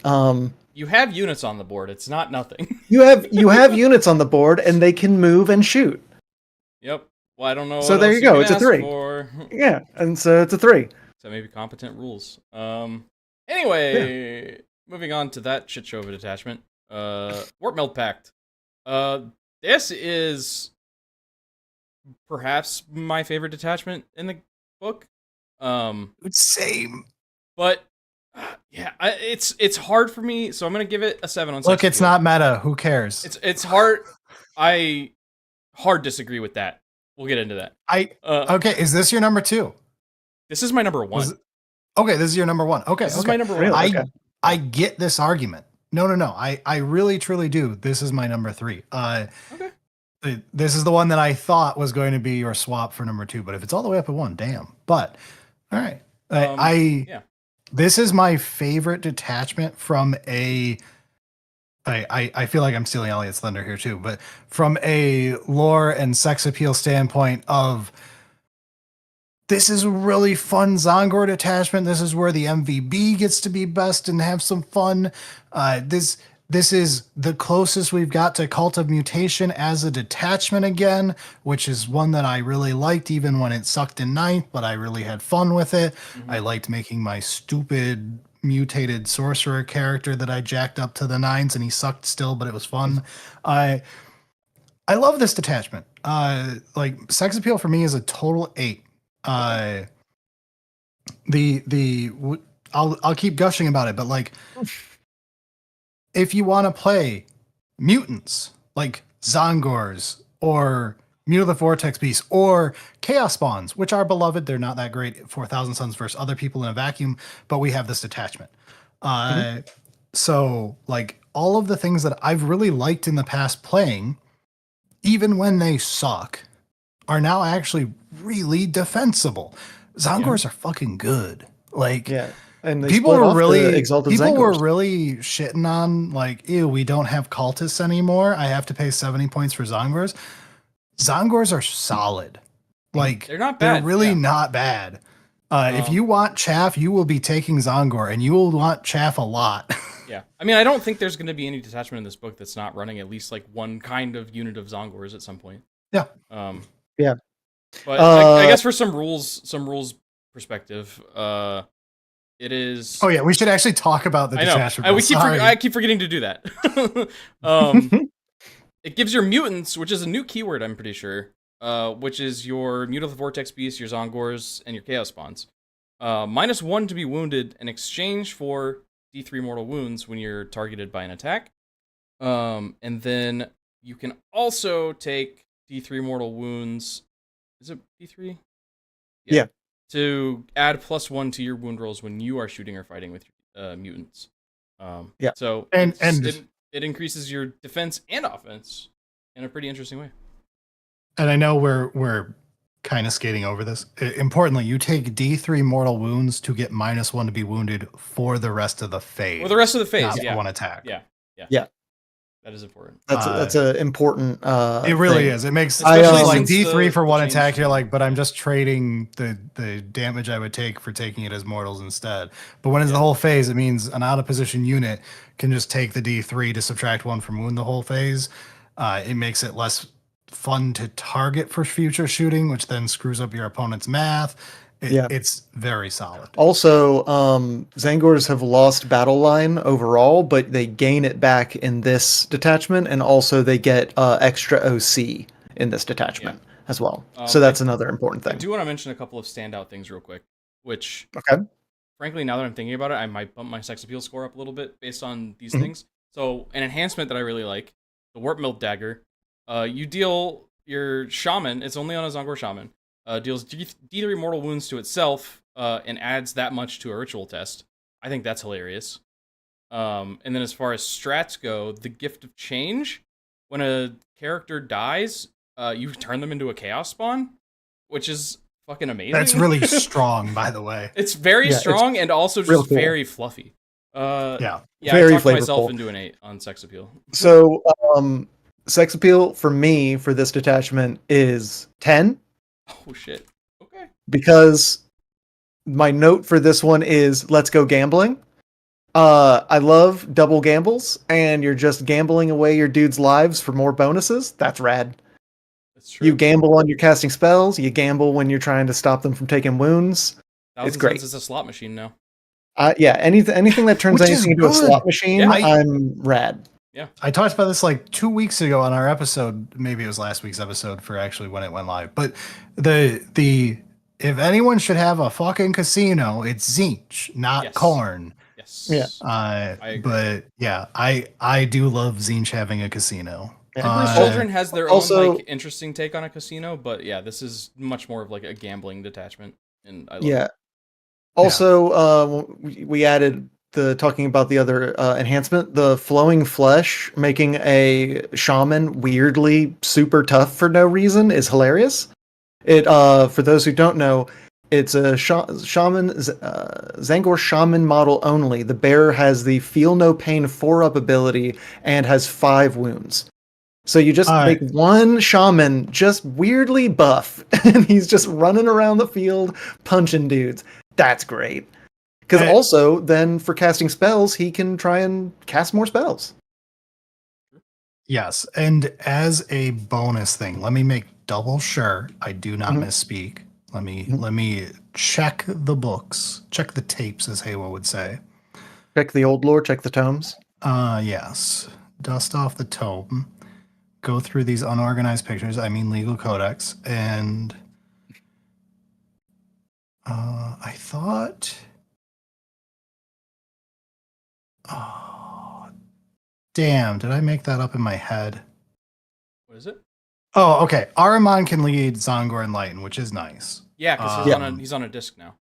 Yes. Only I on mean, a he was disc. always on a disc, but now he no longer is not on Yeah. a disc. Yeah, he's no longer not on a disc. Only on a disc now. uh, oh, did he get the change the shaman got to while I'm here? 1 second. He did. Okay, he is infantry and mounted, which is the new shtick. Oh, I Him didn't and the notice Zongor. that. Interesting. Yeah, Tabletop Tactics showed this one off in their game over the weekend. Of they fold up their disc to walk through walls and then take it back out again. So yes, you are mounted and infantry. So they still like if you attach someone to foot sloggers, like you've got your shaman with your Zongors, you're no longer banned from walking through walls. Yeah. So I guess why give them the mounted keyword at that point? Because it's only ever like a bad thing to have the mounted keyword. Just for Yeah. accuracy, probably, so that people Yeah. don't bitch of like, how is that not mounted? He's on a damn disc. Yeah. Like, Yeah. That's because if someone actually checks for it. So I'm fine with you having both as long as it doesn't act as a negative for like actual gameplay. yeah. Yeah.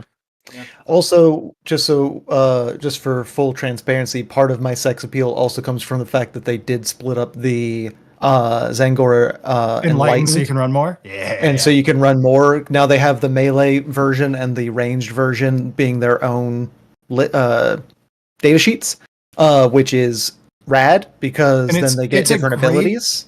it's a great use of 10th edition. Like this is like Yeah. the Lehman Russ one where I like it. Of you get your unique ability for wildly different builds you could build out of the same quote unquote one unit. Yeah. Like I loved it when they did it with the Russ. I really like it for stuff like the Zongor.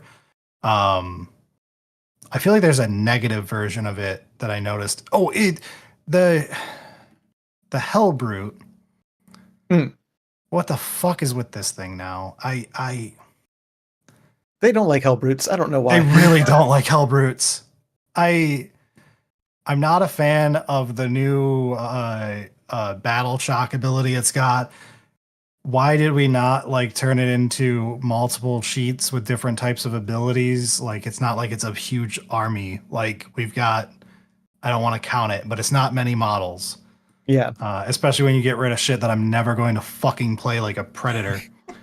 I don't care how good you make it. I'm not gonna buy a 40-year-old kit. I got thoughts on that too. We'll get to those later. Yeah. So how are we feeling about the lore for this one? So lore, I'm gonna be honest, this is a fat 10 for me, dog. Like, yeah, boy, put it all the way down. 10 for me. This detachment is chock-a-block full of like very fluffy rules. Like we just talked about Every with the, single rule made me smile. That's how you know the lore is good. Yeah, like Well, so good. It's a hat trick. It's also a 10 for me. Let's go. I figured that'd be the case because Yeah. This is such a winner for me. Like I think Jordan may overvalue it from a meta standpoint, but this might be my favorite detachment in the codex. Damn, is it fun? This is definitely my favorite detachment in the codex. It's very good. I like this one a lot. Yeah. The thing that did it for me was I was like, oh, this is really high. I'm thinking like an 8, and then when I got to the stratagems and saw a dude turn into a chaos spawn, I went, oh, yep, 10. I'm like, oh yeah, you got it. That's rad. That's fun. That's cool. Yeah. Approachability. 7. Like, as easy as it is, I think, to paint Zongors, you're still gonna have to paint a lot of them for this. And I think that's kind of going to be a big turnoff for a lot of people. if you played 9th edition and happened to buy 2 or 3 of the combat patrols, you might just be set. Who knows? But yeah, 7. Elliot, go second. I gave this one a 6. Not just for the volume of models, but also because it's if you're really wanting to lean fully into it and have like just maximum amount of mutants, there's only 5 data sheets that you're going to be using, right? Like there's only like Zangor Enlightened, both types, the Mutilith Vortex Beast, and the Chaos Spawn, and then some sorcerers to round it out. And that's just really limiting for approachability. That's a lot of kits to buy. That's a lot of, you don't get to flex as much. It would make it where you're kind of locked in. Yeah. If you were like just starting out, that means you're locked into this one detachment. You can't like wiggle around and, I mean, you can, but not really effectively wiggle around and play with other things. None of the models are incredibly difficult to paint. Like, I think that that's perfectly fine. It's just the locked out aspect of it. Okay. Part of this, what I'm about to say, I have to preface this. I'm the guy who a lot of people come to for new player advice and finance stuff and all that jazz, right? Sure. This is the weakness of the detachment. I gave it a 3. Okay. Points per model. Yeah. So Okay. I don't know the last time one of you tried to buy Zongor. Outside of a combo box, never. I don't mean Zongor. I was when was the swimming last in time them. you bought Enlightened? I got Do you them. know I how got many them dollar from a swap meet. dues? 50 points of Zongor, of 56 points, whatever they are right now, of Zongor Enlightened are. 50, 45, 60. Well, I'm stuck in the fucking UK on GW's website now. God damn it. It picks a different country for me every time I load into that website. Dude, the amount of times you accidentally wind up in Australia or New Zealand and you have a fucking heart attack I end up before in like realizing Sweden you're in the sometimes. wrong place. Hang on a second. Let me make sure I don't misquote myself. Mm-hmm. But I was 99% sure I have this number in my head. I do. It's $60 for less than 60 points. What the? I was right. I got it.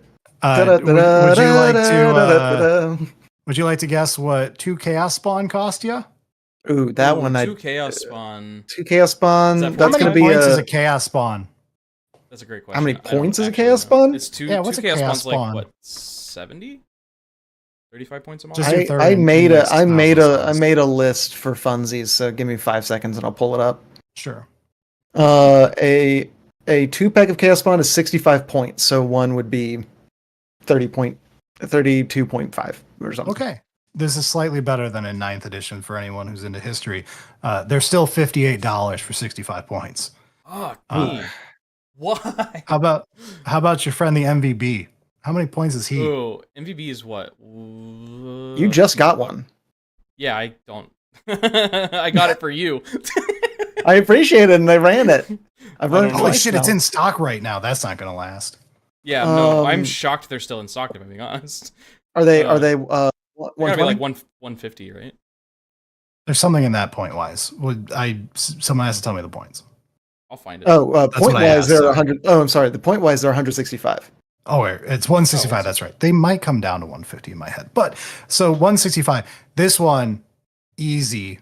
Slam dunk because it's so much cheaper than the Zongor stuff. It's $92 for one. 92?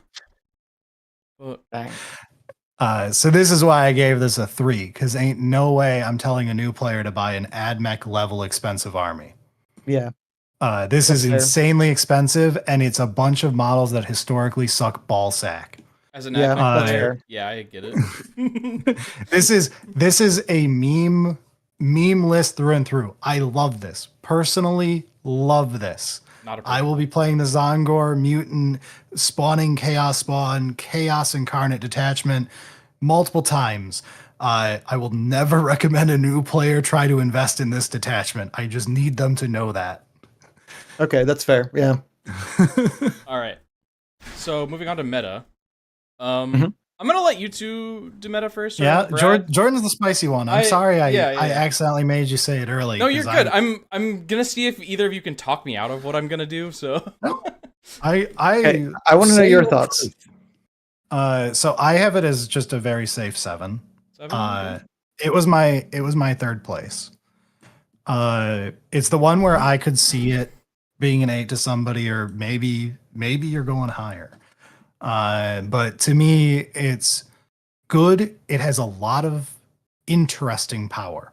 Uh, uh, obtuse, obscure power, where like the chaos spawn stratagem can really fuck with a game. Yeah. Like it sounds stupid, but like Chaos Spawn had to not get better. Like they are still not that great compared to the other Chaos Spawns other CSM get now, Mhm. because this strat exists. Yeah. And Yeah. you're going to be getting free Chaos Spawn, which is free things holding a point after the thing died, still causing problems, getting in the way, shit like that. Being able to pull off stupid tricks. And in general, the math is going to feel weird and cause misplays on your opponent's side. Anyone who won't have practice against this is going to get bodied by the math changes from being able to change your wounding. And the mortals being kind of baked in rules wise, I think is a way to say it, of like, you're expecting to take these mortals when you build your list. You know, like it sounds like a huge downside. You're like, ew, I have to take mortals. It's like, you're taking mortals on fucking Zongor, man. Yeah. Like a 20 Like, stack of you're doing Zongor this- taking D3 mortal wounds is whatever.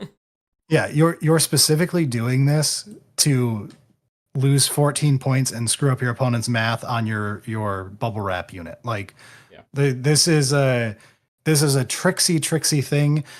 I do think this is going to be a headache-inducing detachment to play long term. This is a much headier thing than just playing Rubrikai. It's that Yeah. I'm not getting rid of my number one for that fact. This is not idiot proof. I would never do this tournament wise, because you're going to get more tired than the guy playing Unga Bunga. But I do think it's good. Like, this is going to be the wild card, and maybe Jordan's right when we get there. Yeah. This is I think the detachment that I'm most interested to see how it performs at tournaments. But Elliot, what do you think? I put it at a 6.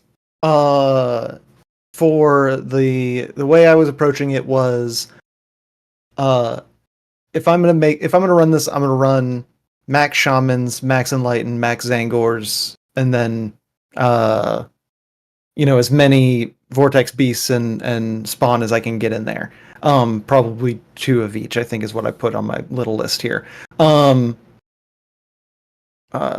But the ability to feel no pain, some of those mortal wounds on the Mutilith Vortex Beast, but also increasing its wound roll, vicious.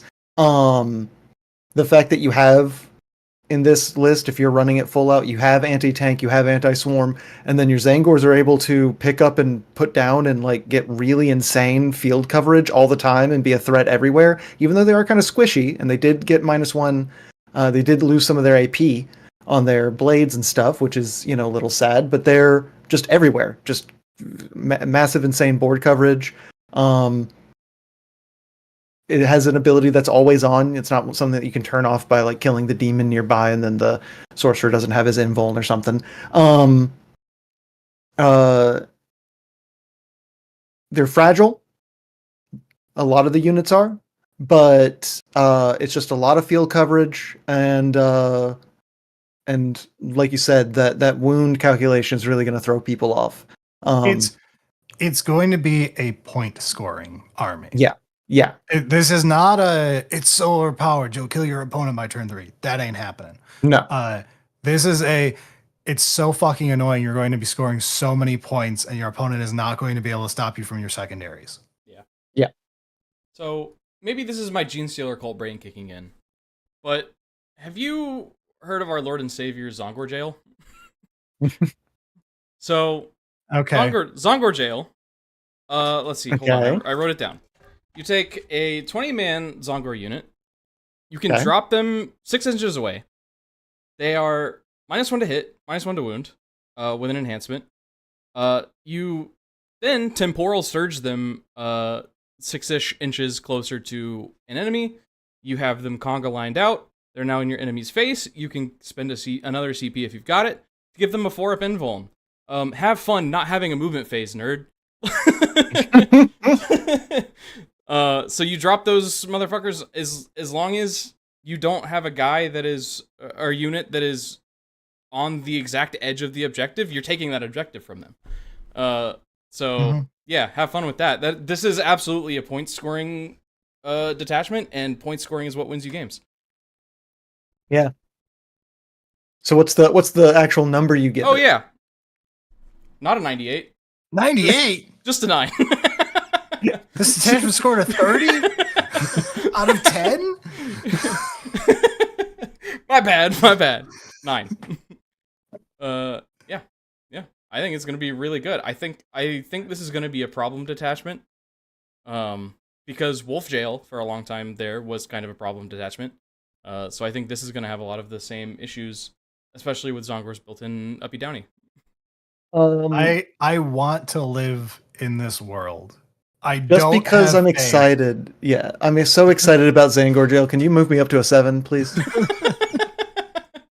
I don't have faith in this, but I want this to be a problem. I want to be giggling about this in 3 months when you have to watch a Zongor nerf. Yeah. Zongor's getting nerfed was not on my bingo card, but it's gonna happen. Yeah. They're like, we already made them unplayable. This was supposed to be a joke. This was the meme detachment, you idiots. All right. So yeah, that's 7.9, almost an 8. That's like definitely my favorite detachment out of the whole book, I think. I think that's the highest scoring detachment we've had so far. Absolutely it is. Let's see, just for sake of record keeping, let's see. Grand Coven 7.1. This is a 7.9, and Change Soldiers' Heat was a 4.6. Yeah, that so far we're about what I would expect. Yep. Yeah. So moving on to Rubric A Phalanx. Before we start getting into the weeds, let's talk about the rules this time. So All is Dust. It's real easy. All is Dust makes its triumphant return. If you are targeted with your Rubric Marines or your Scarab Cult Terminators with a 1 damage attack, they get +1 to save against that. And don't let anybody try to tell you this doesn't stack against cover or stack with cover, because it absolutely does. Yep. And your local Genestealer Colon Eldar players are going to hate you. So yeah. Enhancements. I think there's a really cool one in Risen Rubric A. Lets you infiltrate 2 Rubric Marines or 1 Terminator squad. Infiltrating 10 Terminators along with some Sectar robots is going to be pretty good, I think, especially when you have the redeploy from Armon. I think you're going to take Armon every time you play this detachment. I think it's going to be real good. So, as far as sex appeal goes, I gave this one a solid 8, because I think if you're going to play Thousand Suns, most people are going to be getting into it because they like the look of like the Rubrics and the Sorcerers and the Scarab Cult Terminators. And this lets you play them the best, so yeah. You nailed it. I also gave it an 8. This is the detachment I played first. Okay. I do not have enough painted Zongor for the list that I plan to play. I will be painting my 20 black Zongor that have been primed for years sitting in a box on the basement floor. But I did not have enough to play the Zongor spam list I wanted for mutants. So I played Risen Rubric High. Rubric High Phalanx. Risen Rubric High is the... I played that too, but the point is I played Rubric High Phalanx. It's just it's the Thousand Sunniest in a weird way. In my opinion, Psychic is the Thousand Sunniest, but All is Dust is the other portion. It is the Rubric Mariniest. How about? Yeah. It has 1,000 suns in the list, so that's yeah. If you want to spam 2 fucking units and honestly talking to most Thousand Sun players, they were perfectly content with that fact. This is your detachment. Yeah. Yeah, absolutely. I was gonna give it a 7. I'll just go ahead and bump it up to an 8. Oh yeah, praise corn, baby. You've convinced me. Wait a second. Oh wait, hey. What? Don't worry about it. Part of it is is definitely the enhancements. I feel like if you're going to take this, at least in my mind, I don't know if I'd ever not take it with Lord of the Rubricae and Risen Rubricae. On some Terminators or something. But like the idea of being able to put a 10 stack of Terminators and Terminator Lord on an objective turn 1 when they also have like an improved wound save now where they're just even stickier and even more frustrating to get out of the way is just turn 1, this objective belongs to me for at least the first half of the game, and you can just forget about it. That's good. That's so good. That's so nice. So I'm kind of excited about that. Yeah. I think it's probably not the flashiest, but it lives up to the kind of all is dust sand magic suit automata fantasy that I think Thousand Suns live in. Okay, I have an aside. Okay. This is something that is not capable of being shown on YouTube. If you open the Thousand Suns Codex once you legally own it, is this the only detachment where someone did Photoshop on the top banner of like any codex recently? They photoshopped this. Like his hand eye thing is glowing. The Soul Reaper cannon has a photoshopped blast coming out of it. I'm for it. Someone was fucking excited. It's not even the only one in this book. So if you look at Warp Meld Pact, you can see there's the Zongors and stuff at the top, but somebody also photoshopped rubrics in there, and you're not going to take rubrics with that detachment, so that's got to be photoshopped. Oh no, you're wrong. I still think the correct way to play that detachment is going to have a mix, but especially if you want to play the meta version, if you're really trying to push that, there's going to be less Zongor spam than 100%. But for the still based. Is the staff on Magnus just paint? That's what on so Grand Coven? I think truly, if I'm being completely honest, that's the probably Photoshopped to look nicer, but it's still the Rubricae Phalanx is the only one I've seen where they photoshopped like effects onto. Yeah, they did. That's crazy. I don't think I've not seen just that touch before. up. I'm not counting touch up. We literally talked about this the other day. The Death Guard Codex. Death Guard Codex has one where it looks like a Land Raider is about to run straight over a Plague Marine, and they photoshopped like blur effects onto the treads, so it looks like the Land Raider is fast as fuck. Okay, so they've been doing it every now and then. All right, I appreciate it. Yeah, I really do.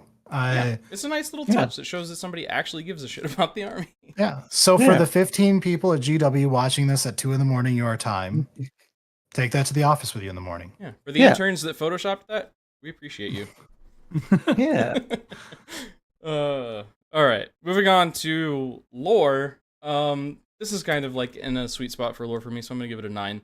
I'm a big fan of the wall of dusty magic robots lumbering up the field, basically unkillable and laying down a bunch of psychic powers and magical gunfire. So, this basically is the Thousand Suns fantasy for me. So, big ol' 9. I only gave it an 8. Okay. This is the there's nothing wrong with it.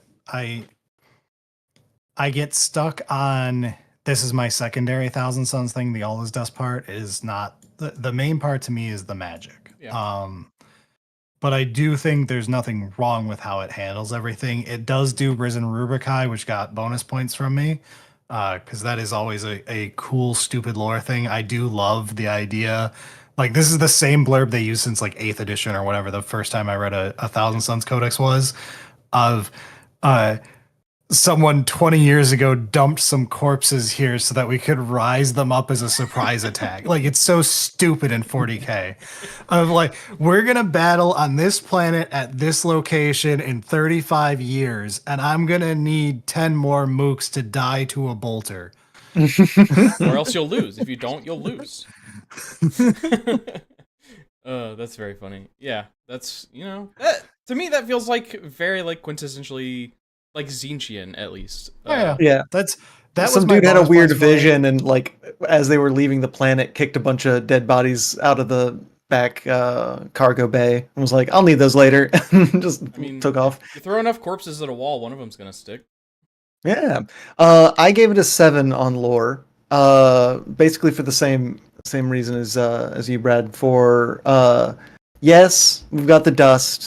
Yes, we've got the risen rubrique. We've got the wall of impenetrable arcane metal marching forward and shooting guns. But I want demons and magics and mutants and people dying and then spawning chaos spawn out of their twisted arcane bodies. That's, if I'm going to play a game where there's space wizards, I want there to be space wizards. You know what I mean? Yeah, right. So I get exactly what you're saying. So that's, I just give it a 7 there. Like, it does definitely get up there, but it doesn't quite make it all the way for me. Yeah, it's a very one note basic part of it. It is specifically rubrics. Rubrics, not so much Thousand Suns as a whole not so much Thousand Suns as a whole idea. Yeah. So honestly, like on that point, that's why I'm giving it an 8 on approachability. Because from a hobby perspective, it's still Thousand Suns, it's still rubrics, it's still gonna be a little bit tedious to paint all that trim. But the rules are so fucking easy. You're memorizing like 3 data sheets, and the rule is the detachment rule is very easy to remember. The stratagems are all relatively straightforward. There's nothing like super weird and out of left field.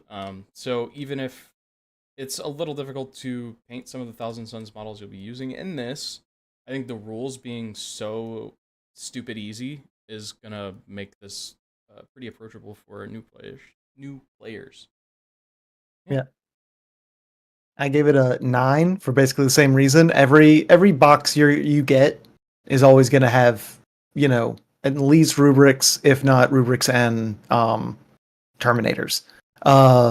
Yeah, you ignoring all of last edition? Yes. Okay. Proxy Zongors as terminators, they're basically the same. Yeah. They had terminators. You just didn't have rubrics. Yeah, that's you just true. put 2 Zongors. You just put 2 Zongors in a trench coat, and it can be whatever you want. So, you're gonna be able to get the models. Yes, they can be a little tricky to paint, but like you said, the rules always on, easy to remember. What's the damage of that weapon? 1. Cool. The easy, simplest thing to keep in mind. And also very in line with that, like, if you're going to get Thousand Suns, this is one of those things you're just going to look at and be like, yep, that makes perfect sense. Grab it up. Very straightforward. So I gave it a 9. Okay, this is my one dip. It's a 7. Okay. My thoughts here. It is the core of the army, which is a bonus. Mm-hmm. However, it's 2 fucking data sheets. Like, it's from So an how does that make it approachability less standpoint, approachable? because I'm never going to advise a new player to keep buying a single data sheet. I'm not going to say buy That's fair. 40 Okay. rubrics. Yeah, no, that's I'm fair. going to say buy 20 rubrics, buy 10 terminators, get a mutilith vortex piece, get a mag. Like, you're building up a more generalist thing. Yeah. And then you can start going, okay, but I really want to see what happens if I put 50 rubrics in a list. Yeah. And that's what Risen Rubric is for me, which was a slight nudge of like something that wants to spam a couple things. Cause like this was my tester, right? This is what I played. Sure. I jammed Magnus in this. Like I wanted to play with Magnus and it was fucking wrong. Like Yeah. I felt what Magnus was doing right. And I was like, okay, I'm feeling Magnus. I know what, but I should have just played Grand Coven if I was going to play Magnus. I would have misplayed it and then I would have been in trouble. But I am happy that I learned my lesson right away. it's like I'm not saying you won't, like, there's probably going to be some meta list making me eat shit here, but I'm not saying you won't ever play Magnus in this list, but this is not Magnus's detachment. This is not MVB's main detachment. Yeah. This is two fucking data sheets that I have played since getting into Thousand Suns more than I want to. Like, when there's a whole in air quotes small army of model choices, and we have been stuck with maximizing our cabal points, spamming min squads of rubrics, I just, approachability takes a minor hit for me. Yeah, that makes sense. That makes sense. Yeah. Now that you're kind of talking about using Magnus in this, it almost seems like Grand Coven is like the only detachment where you want to take Magnus. That was kind of my thought too. And it's especially painful. It's especially painful because Devastating Sorcery is 2 CP. Yeah. and you really want to use it. Yeah. Wow. Magnus was like previously you take him every game all the time. Now you take him if you're playing Grand Coven. I still think he is good. He's very good. He's got higher strength than Angron, right? Yeah, he does. He is a fucking combat beast somehow. We don't even talk. He trained in the library. Yeah. Anyway, the Magnus thing is going to be, I suspect, there will be an overcorrection of nobody taking Magnus, followed by a minor point bump down, right? To entice people. And then he's going to be back to like 80% of lists playing Magnus, just because when he's slightly too cheap, it's going to be bye. But I do like current Magnus in this codex, but I do think he is for the quote unquote index detachment, which it is his detachment. It's supposed to be the unifying of the Thousand Suns. Yeah. I mean, I would much rather have like your big Primarch be like, take him if you think it's going to be cool, rather than you have to take him every time or you're just going to lose. It's an ideal case of like, absolutely. For all the Primarchs, you want them to be a valid option where you can tell someone who goes, holy shit, I want to put Angron in play and kill a bunch of dudes with them. You can go, that is very playable. Also, you don't have to do that. Yeah. Because that's been a problem. That's been a problem with Ahriman. Yeah. We talked about this in 9th edition. Ahriman felt like a must pick. You always jammed him in everything for a good chunk of the edition. Of he just had an ability that you needed access to. Yeah. So you had to play Ahriman, even if you were playing your guys in lore didn't like Ahriman. It's like, well, fuck, I've got to have an Ahriman in this list. I don't like when people feel like they have to do that with a named character, especially if it's something like hyper niche, like Ahriman, where it's like a specific character who has a whole storyline in books about him, and it adds baggage to the your dudes. Yeah. It should be voluntary for when you want to play him, and you're like, I'm an Ahriman fan, I want him to be good. It's like, he is good right there. Yeah. Yeah. But yeah. So meta. I'm giving this one an 8. I think that this is going to be pretty good. I think this is going to be really good at holding down your primary. I think it will probably struggle a little bit versus with secondaries, but I think having the infiltrators and being able to deploy forward helps you a lot with that. So overall, I think this is going to be really strong. I don't think it's going to be quite as strong as Zongor Jail. But I think it'll be pretty good. This was one of 2 9s. It is now my only 9. It is just through and through. I think this is your safest bet if you're going to go to a tournament. If you actually want to play every round and not walk away feeling hungover from trying to outplay yourself, trying to get things done. This is the safe, easy bet. If you want to play Thousand Suns at a tournament, I go this route.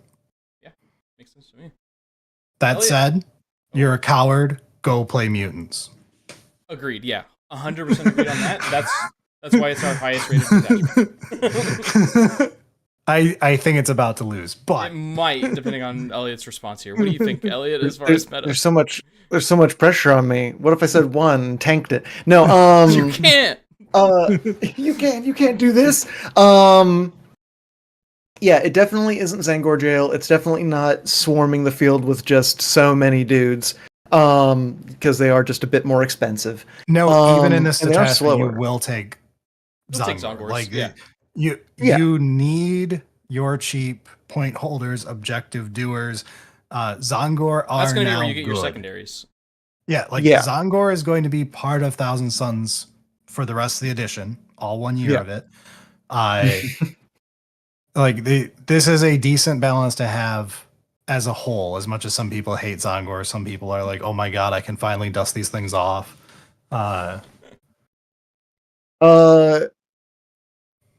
Y'all have convinced me. I was gonna give it a 6 originally. Just because I was thinking of like, okay, maybe you take a couple of rhinos to get some dudes moved a little bit further, and then try and get your marines out there to push buttons and do your secondaries and stuff. But I feel real weird about rhinos in this codex, by the way. Yeah, I do too. I almost like don't know where you I like take them, like where they're I- useful. Yeah, I don't hate them, but I feel real weird about them. Yeah. Also, That's we're fair. just assuming the firing deck missing is just the classic typo, right? They've done that with firing deck before, so yeah. yeah, I'm gonna bump it all the way up just to remembering an the 8. last 2 times they had to fix firing deck, so I'm going to assume it still has firing deck. Yeah, it has Yeah. to. Yeah, this is our new highest rated detachment by 0.2. Yeah, I kind of knew going in it basically had to be. This is a very good detachment, even if I personally like a different one. This is a well done detachment. Yeah. That's I think the more weird thing well-rounded. about I think the weird thing about this one, that like it has sex appeal, it has things that I like, it has some cool pieces to it. It really hits the lore in a really direct and clean and clear way, and it has mechanics that really back that up.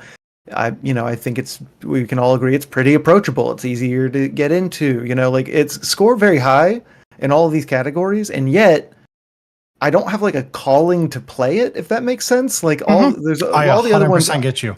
Yeah, like and maybe it's because it is just that very one note, but like I don't really know if I'm actually gonna play it at all, despite the fact that it's very high scoring, like when taken as its separate parts, but it doesn't create a cohesive whole where I go, yes. You know what I mean?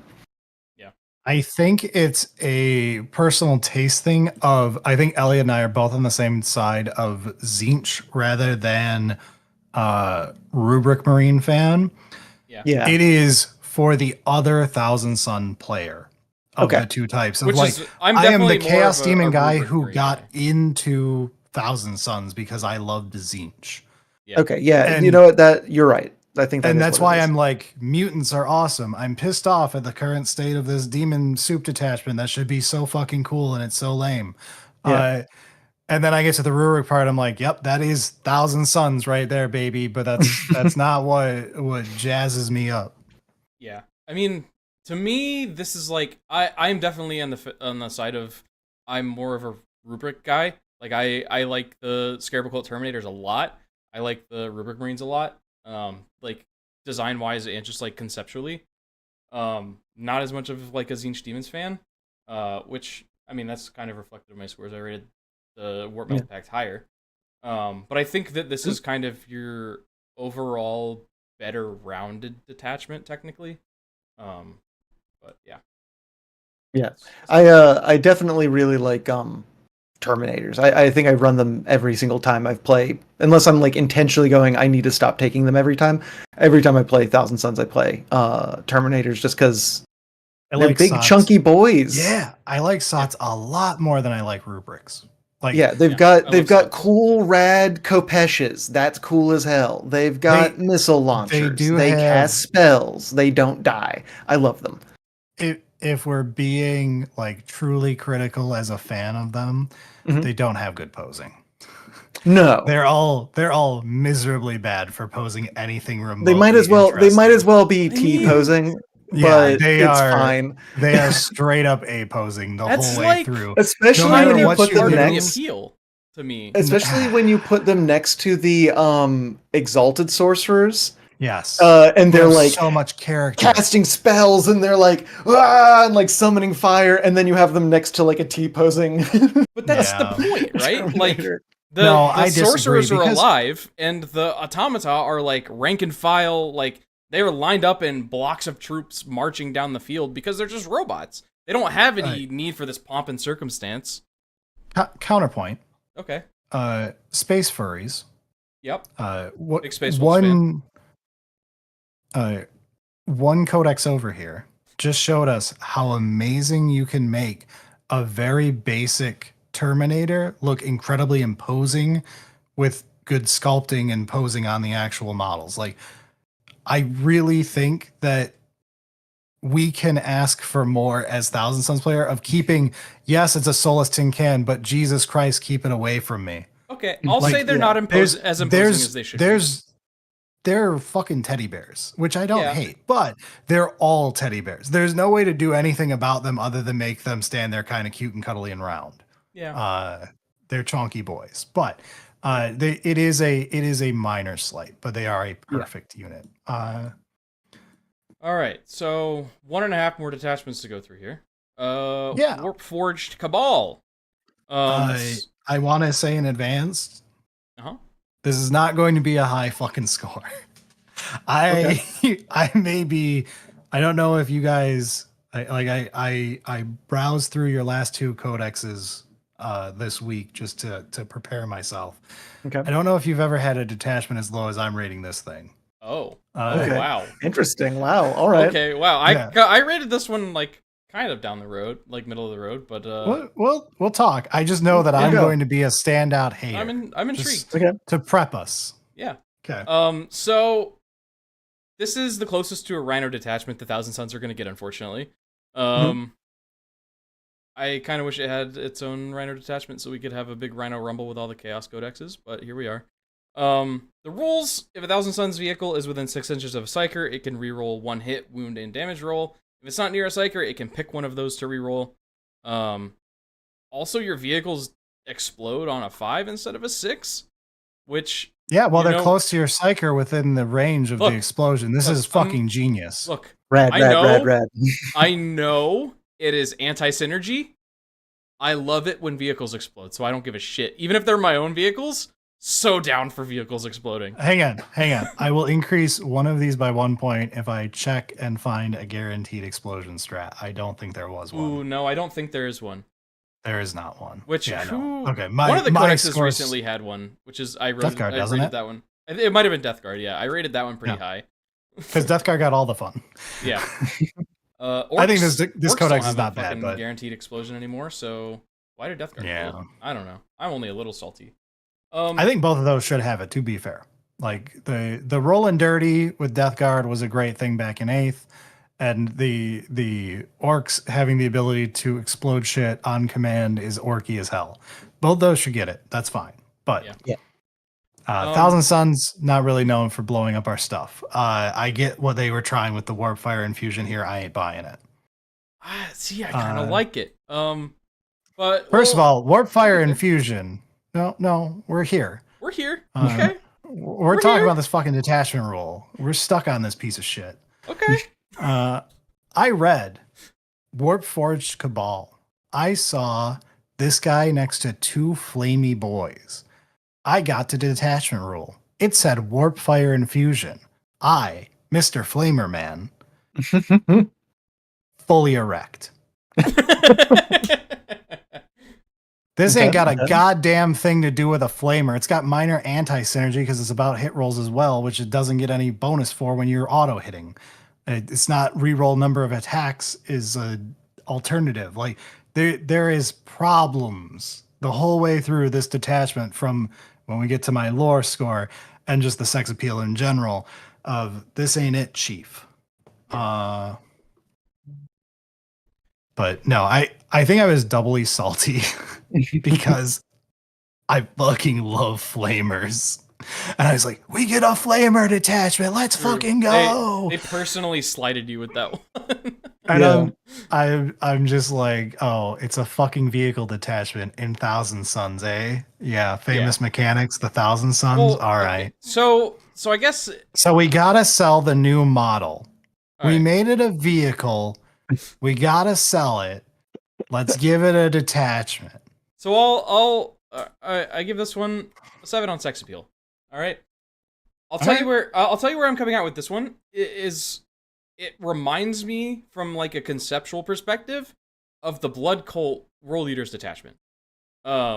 It's like the vehicles that you're using in the army are infused with whatever crazy magic Thousand Suns got, and they're kind of like rolling like shrines almost to Tzeentch, right? And they're kind of empowering themselves and like also your psychers to a degree. But when they have that much magic in them and they explode, they're gonna explode a little harder, you know? Elliot, go, because we know what I'm about to say. I gave it a 9. Are you insane? Shit. I gave it a 9. We're gonna have a Here- fight. here's the sex appeal. Here's the sex appeal for me. Are you ready? This is what gets me going. This is what makes Elliot horny. Are you ready? So first off, I took it the other way. Not that the tanks are empowering the sorcerers. That the sorcerers are literally walking around just pumping magic into these tanks. Lore-wise, as you are hard as- correct. When you read your italics text, Yeah. you are correct. They're just pumping magic into these tanks, and the tanks are going wah! And shooting all over the place. That's cool. We have a button for explosions on Slam Sector. That's I want to true. see this thing. I want to see the big explosion button and the guitar riff go. It makes me happy, even if it kills my own man. Also, when it comes to Magic the Gathering, I'm a big green player. I want big things. Most of the lists I make for Slam Sector I struggle very much going wide. I just want a few big angry men. That's why I like knights. So I feel like we would get along very well on a lot of honestly, Brad, you're a man after my own heart. I love flamethrowers. I love similar Tzeentch. scores throughout this thing too. Yeah, I love flamethrowers. I love Tzeentch. If I ever played orcs, they would be 100% all flamethrowers 100% of the time. Or scorches as they call them. No, you are absolutely a man after my own heart. I resonate with you all the time watching your videos. But clearly we're going to divert here because I really I love it. It's fun. It's goofy and fun, and I like it.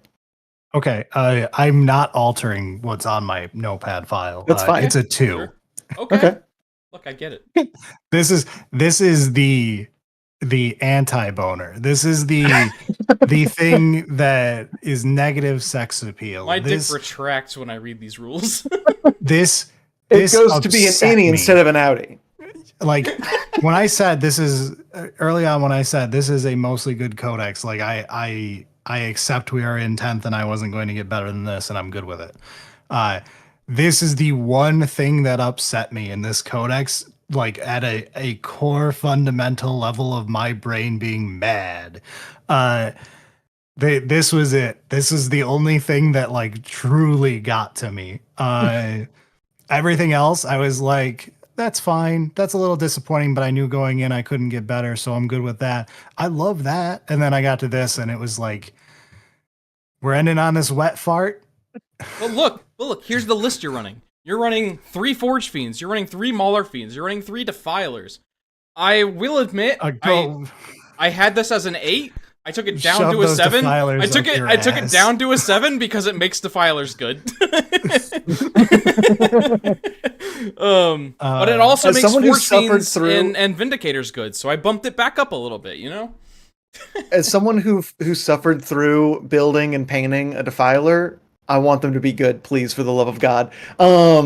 You now own it, Jordan. I sent it into the Slam Sector itself, but I want it to be good, please. It was such a pain in the ass to put together. Please let it be good. Let me run want it. the Defiler to be non-existent. I don't even want it to go to Legends first. I want them to just fully admit we're fucking nuking this bitch. People are talking about like, hey, the Defiler needs to be like remade and blah blah blah blah blah. No, the No. Defiler just needs to go away. Like that kind of model does not have a place in this game. It does. I don't know. It's not unless it's on a base. I can't fully embrace my meme subjective personal self. I understand that people love some derp in Warhammer. I love some derp in Warhammer. I mean, I do too. It's 100 times too derpy, but there is a successful Defiler that GW could make that is not a fucking meme.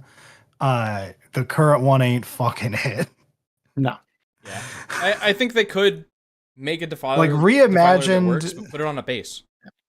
The only reason I got a Defiler is I got it for Christmas from my family because they went into a shop and someone said, "Here's what that guy's looking for," and then that's what I got. So like that's the only reason I even had it. You got trolled by a Warhammer shop owner? Yeah, I guess so. I guess they went into they went into some game shop and someone went, "I know what this Thousand Sons player wants, this Defiler," and then my parents bought it. I got it for Christmas, and that's where that came from. Damn, so that's brutal. Yeah. So anyway, we must continue. Yes. Lore is a 4. I mean, it's like fine for like the reasons that I was talking about earlier with kind of how I'm imagining this working, similar to the blood cult from World Eaters. But again, like nobody's getting into Thousand Sons because they like Mauler Fiends or Forge Fiends or whatever. So, it's a 4. I guess I'll go. I give it a 5. Just because, you're not getting into Thousand Sons for the demon engines and the tanks. But hey, cool, they're there, and you can pump them full of magic. So, and that kind of makes sense that that's something that the Thousand Sons would do, is just take a Forge Fiend and laser bolt a bunch of energy into it until it explodes. So I think it's, pretty down the road on that. All right, I gave it the highest grade that you're getting on this detachment. Okay. A 3? No, it's a 4. Okay. All right. I hate that this was all called Warp Forged, Warp Fire, all my trigger words, and then being shitty generic vehicle crap detachment for 30-year-old sculpts that I would never advise anyone to purchase. Guess approachability score. But the the actual lore, when I sat and read the italics for the detachment, is okay. I am still mad, but I won't dock the lore overly too much. It's fine. I fully believe Thousand Sons would use psychic powers to jack up vehicles. Absolutely. Yeah. Great 17th detachment for us. God damn. All right. Hey, when they get their 3rd codex, maybe we'll Yeah, like Space Marines with their 36 detachments. Oh, gee. Yeah. Look. Space Wolves 1. Did anyone read the new Space Wolves detachments that totally didn't get dropped on Reddit? Yeah, Space Wolves are good. I am only mad about Murderfang losing my favorite ability. I fucking loved that I'm model. fucking let him keep fighting, damn it. People are like, Brad hates Thousand Sons, but like in 10th edition, I played a shitload of Space Wolves early edition. I played a lot of Dreadnought spam Space Wolves lists and had a fucking blast. Murderfang is like a fucking peak rule. The like Unga Bunga levels are unrivaled and they murdered it. I'm so fucking mad. I will take solace in the fact that it's a victory that Murderfang even still exists as a data sheet. There was some concern that Bjorn and Murderfang would not make it, and I thought all the Space Wolves threats were going to go away. But instead we lost the Flyers, which are only the coolest Flyers in the game, but what do I know?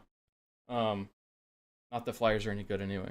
But You definitely don't know much if you think the Space Wolf Flyer is cool. The fucking bricks. The flying boats? The flying boats? A boat doesn't have a fucking boats. Brick. It does if it's a flying boat. What do you know about flying boats? Yeah. Anyway, Probably the same amount I know, or They're probably a called little rigid more. airships. God damn it! That's what Anyway. AdMech have. No, dog, you cannot have a squeaky toy. We're not done recording. AdMech flyers are my favorite. But moving on. Approachability? God, I think this one's like a 3, maybe. This is if you're collecting Thousand Hang Suns, on, I have to get rid of this dog with the squeaky toy before you all want to murder me. But I like the dog. It's okay. Have fun. we sometimes get special dog moments on the slam sector. That's true. On the Jaeger comes stream. to visit us. I'm Jaeger- sorry. We're Jaeger good. comes to visit us on stream sometimes, so it's okay. Yeah. I know. I saw during one of the Horde mode streams that he showed up. Yeah. Yeah. I think it He's was so he. big now. He's like 85 pounds. He's huge. He's a big boy, Yeah. and he's very sweet. He is the sweetest. But yeah, anyway, if you're collecting Thousand Suns, you're not collecting 3 Forge Fiends and 3 Mauler Fiends and 3 whatever the fucks to play this detachment. So 3? Only reason it's not a 1 is because the rules are relatively straightforward for new players, but the hobby model collecting perspective is pretty rough on this one. Did you really Okay. just open the door to come back in here? Velociraptor dog, it can Dog open is doors. Overruled. Why is there no dog content on Warhammer? Yeah. I occasionally post pictures of him, but Oh. I'm giving it an 8 because Eight? shit, what? We are seriously on different There you pages go. on this detachment. Here we go. I have thoughts and reasons. Yes, the models are expensive, but they're models that you can use in multiple different armies. They're relatively easy to paint. A lot of them, especially when you're talking about the tanks, it's just a cube. You just paint it. It's But I'm super not talking about straightforward. the tanks. But we're The tanks, it's the just tanks aren't even the ones that are good in this detachment. But they're there, and so it's a thing that, and they get the bonus, so it's They fine. exist. They exist, and they're in the detachment, and so if you have some tanks, and you're like, you know what, I want to try out some Thousand Suns, you could get a couple of sorcerers and slap it together, bada bing, bada boom. You can still get into it. There's a lot of variety in the types of models that you can grab. I would say it's about an 8. I would say like this is pretty easy to get into, at least in my mind, from the way that I've gotten into the hobby, and also just from like a rules perspective. Magic Man, stay near vehicle. Magic Man, stay near vehicle. Done. You know, it's very straightforward. It's easy to remember the rules. The stratagems are also pretty, straightforward. So I think just mechanically it's straightforward. And it's something that you can jump into from other armies and things. Yeah, you can pivot from CSM into this pretty easily, I think. Yeah. Okay, that's fair. Really interesting to me that Jordan just said he thinks the tanks aren't very good in this detachment. I didn't say they're not very good. I just think that other things are better that aren't tanks. Really? Yeah, I think you're always taking 3 Defilers, 3 Forge Fiends, 3 Mauler Fiends. That's what you're taking to run this for sure. I have a counterpoint, but we'll get to that in the when we get to the meta. I Okay. don't. Yeah. I think Elliot and I are on the same page on that. Okay. So you gave me 10 points to play with, and I used the whole spectrum. This is a fucking 1. Okay. Here's my reason. This is not just a meme. Okay. From approachability standpoint, again, from a hello, I'm the guy who a lot of new players come to for advice. It's real hard to ask someone to buy. Let's talk about the Hellbrute, a model that has been notoriously unsupported for its entire life. Mhm. Right? Like it is a very difficult to get a hold of model in the first place. I don't think anyone has ever been happy with how poorly put together the model is if you've ever built one. The legs not quite going together at the base and always looking kind of fucky. The shitty pose it's in, unless you get the dark whatever version from 7th edition that I have, where it's on like the rock and is slightly posed. Anyway, so the Hellbrute, not a great one to recommend. The Defiler, I'd rather recommend you play another game. The Chaos Predator, not a chance in hell am I recommending you buy a tank that is as old as you. The Land Raider, see above. If you do have to buy a Land Raider for any reason, buy the Horus Heresy Proteus, whatever it's called. The new Land Raider from Horus Heresy. You can play it even in GW tournaments as a 40k Land Raider. You're all good, and it is a much newer kit. Just as advice for anyone listening who's like, but I want a Land The new Raider. Proteus do that. and the new Rhino from Horus Heresy, much easier Yes. to build. Yes, you do have to sand them because they'll have this weird texture on them that will show through primer, even though you think it shouldn't. It's fucking weird. Yeah. But minor downside, but it's a lot better than building the ancient kits. I'm really weird on the Thousand Suns Rhino, even though rhinos are cheap to get a hold of secondhand. I'd rather die than recommend anyone paint a Helldrake. I painted Mauler one. Fiend and Forge Fiend are extremely based. I do love the Mauler Fiend. It is one of my favorite cute doggos. This is the only thing that I could remotely recommend from a vehicle standpoint in this. That said, in addition to what I just said about how hard it is for me to recommend any of these vehicles in any way, anyway, the last two editions, vehicles have not been something playable in Thousand Suns because of Cabal points and our general rules. Rules are temporary. But that said, statistics are forever. And statistically, they've been a bad investment for the entire existence of Thousand Suns other than today. And that's only if you believe in this piece of shit. So I'm still not going to recommend this to you. And then we've got the layer of you came to the Psyker magic magic army and you're looking for a detachment for fucking vehicles? No, you're not. You're not here for this. You don't give a fuck about this. You might be like me and be like, I kind of want two Mauler Fiends in the colors, though. They look sick, and I do have that, and it's fine. And you can mag them as a Forge Fiend, too, and then there's whole things you can do. Very cool. You might even have a Helldrake that you bought already painted and refused to repaint to completely match just because you're like me, and you're like, fuck painting that piece of shit. But... and the Sturm Tiger exists. The Sturm Tiger. The meme. You know what? That's anyway. true. You always take 3 Vindicators also. Yeah. So that's my general thoughts on like how not approachable this detachment is. This is no fucking way. Oh, the one thing I forgot that someone is screaming, Brad, you forgot about the new robots.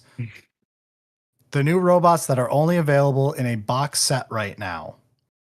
And when they become available later, will probably be extremely expensive because they're brand new. It'll be $60 for 2 models. Yep, and I'm going to have to buy 8 of them, and they're going to be, what are they, 45 points post the Spanish leak? I think they're 45 points each. Sounds about right. I think that was the rumor, yeah. Yeah, so, this is an unapproachable detachment in every way. Okay. You've talked me down to a 2. You talked me down to a 2. I talked Elliot up to a 9. Elliot, talked me up to a is 9. At a 9. No. I'm at an 8. I'm resolute and immovable in my opinion. My mind is a fortress. You do make some very solid points though. And I do see where you're coming from. Yeah. I hadn't really considered, like, in the past, Thousand Suns vehicles have not been a good investment, and in the future they will probably also not be a very good investment. So yeah, that's a very good point. A good point.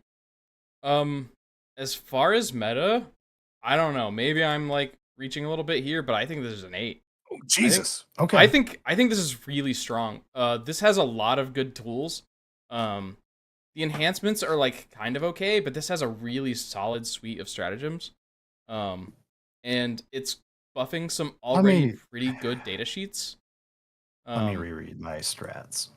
So I think, like, even if you're a casual player isn't going to be collecting this kind of army, I think competitive players that have this in their hands that are buying shit for meta anyway are going to wipe the floor with people with this one.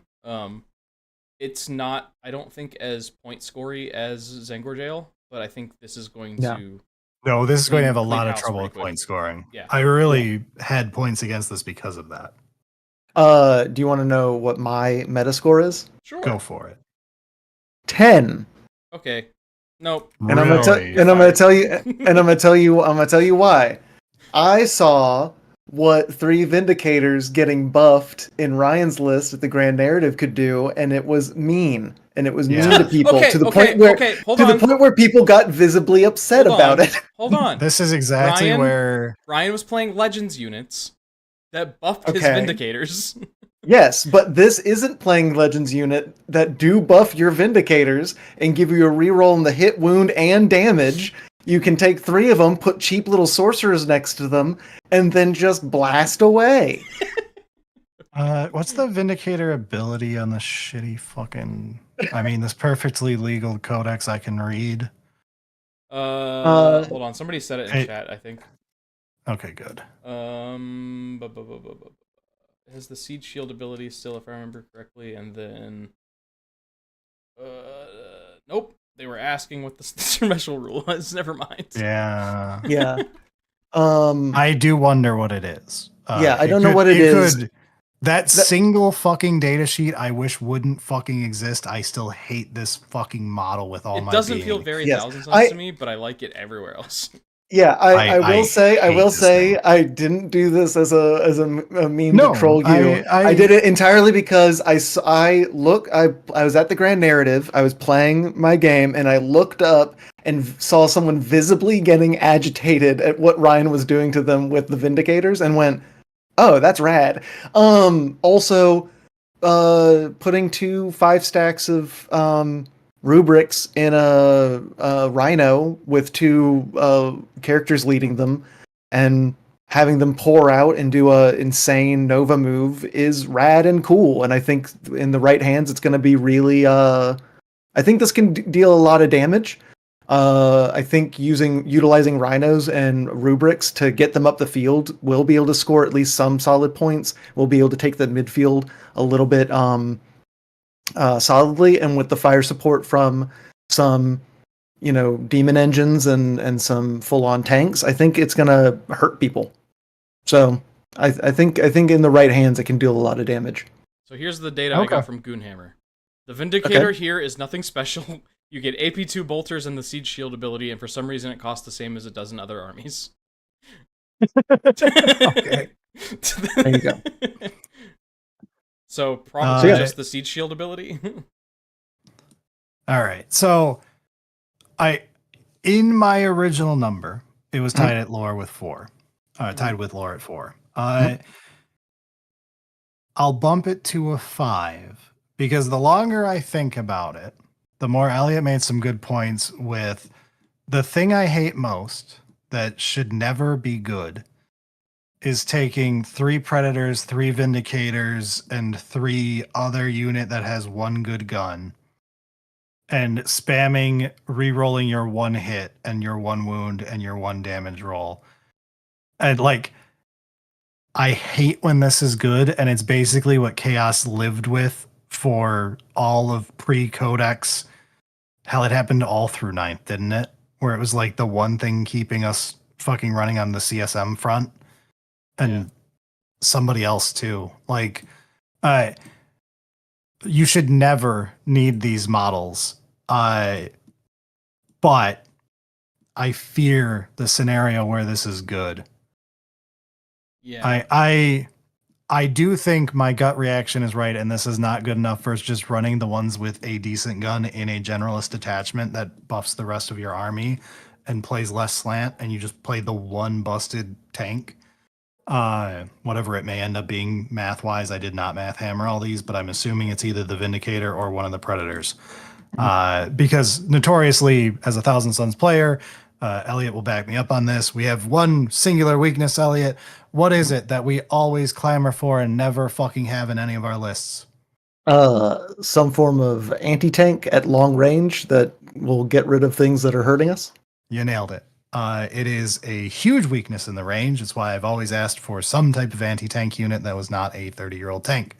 It's why you'll often see people randomly run a shitty old tank in Thousand Suns just because they're like, I need any anti-tank. I have Yeah. no sympathy as an AdMech player who had my Castellan robots immediately destroyed by a single aspiring sorcerer. I have no sympathy.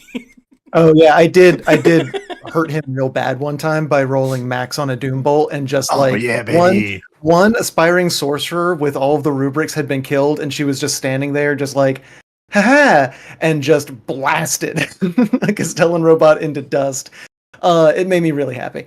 So hold up. You Yeah. said she. Do you have 1,000 sisters? Or sorry, I- 1,000 daughters? Or is it just that you have some a of them are mix? daughters. Some Okay, of them are cool. daughters. My units, I have a demon princess and instead of prince, and she's caked up. dummy thick. She's dummy thick, and then a bunch of my rubrics are modified sisters of battle, and so they're Have you I got guys some posted lady. these pictures anywhere high def? I don't think so. Maybe early we on. played I them think on stream, but I'll have to like yeah. grab some pictures of them. Yeah, Yeah, I because I think would love pretty to early see on. this. There's This is one. sick. There's one that I'm really proud of, which is a sister of battle. She's holding a tome that I like put little like metallic writing in, as little tiny squiggles, and has like a sorcerer's staff. And she's the one that destroyed a Castellan robot, which made her my favorite doubly so. But yeah, they're cool little proxies. Okay, cool. This is very fun. I did not know this. That's cool. In the Thousand Suns Discord and I think in Warhammer's Discord. I think it's both. Mhm. I've seen multiple Thousand Daughters builds where they do the female Thousand Sons and stuff and Yeah. use inches changing and all that in the theme. Fucking love it. It's great. Yeah. It's broken, but one of my Zangor shaman models that I never got around to painting up is a sister of battle on a disc with a staff, and is like a proxy for Zangor shaman to lead the enlightened, but I never got it. I mean, in the Up and lore, running. they recruit their sorcerers from wherever they can get them, so Yeah. it makes sense to me. Cool cultists, and I mean, if anyone's gonna have a mix of people, it'll be the people all about change. All right. We have one more. Speaking of the warp. Mhm. I we don't have a the graphic Hex for this warp. one, unfortunately. What the hell, Jordan? We I already gave you a whole 5 minutes. You did. We already did the Hexwork Thrall Band when we did all of the Grotmist detachments, which was a fucking shit show of a stream. I mean, yeah, that was miserable for us too. But it's wildly different now that we have a codex. It is different. You're right. I should include the Grotmist detachments in these, but I didn't. So tell us your thoughts. That said, we can go through it real quick. Sex appeal, it's not high. I think it's maybe a 6. Like, it's higher than it was, which Slightly was like a over mid. fucking 0. Yeah. it was real bad when it was it versus the index with all of the index data sheets. Now there is argument for it. If like to argue this for people, I have it as like a 6 in my head, and it's an interesting gimmick list if you want to go real heavy on characters with psychic weapons. Is it good? God fucking no. But it's at least like a fun gimmick now that we've got our new data sheets and you can see like, okay, I can work with this. I think it's like a 6 now. I'm expanding into Jordan's face. You're corrupting the land. Oh, there you go. Oh, now we're in Discord. Interesting. This is fascinating. Oh wow. Jordan's like, oh, Don't worry about it. Okay. A little behind the scenes, there of our mod chat. Don't worry about that. I was trying to pull up the detachment, but obviously that's not working. So, Elliot, do you have any scores you'd like to give for it now? Do you remember this detachment? Which I do remember it. I've been having to sit here and kind of run through it. I did play it once on stream. I unfortunately played it exactly once myself. I played it once and revealed, and that's it. My initial reaction was like, I'll take it. It's Yeah. not the index. It's been like a year and a half. I need anything. Exactly. And then I played it one time and I was like, this is ass. Yeah, exactly. I so wanted it, and like it's one of those things where it was like sand in your hands. You know what I mean? Where like every it just time escapes.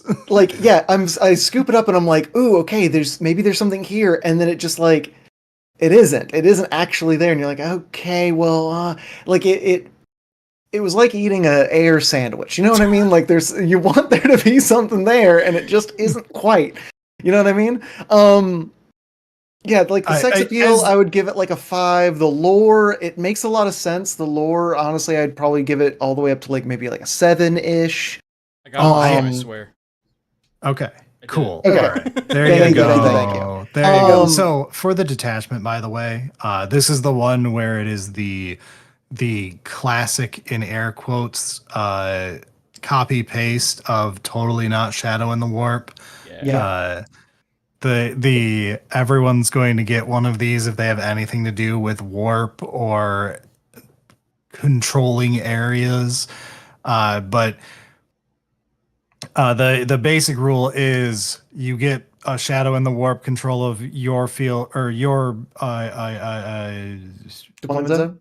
Thank you. Deployment zone, no man's land, and your opponent's deployment zone. And then if you're in it, your psychic attacks add 1 to the wound roll. If you're out of it, your psychic attacks reroll 1s to wound. Yeah. It sucks.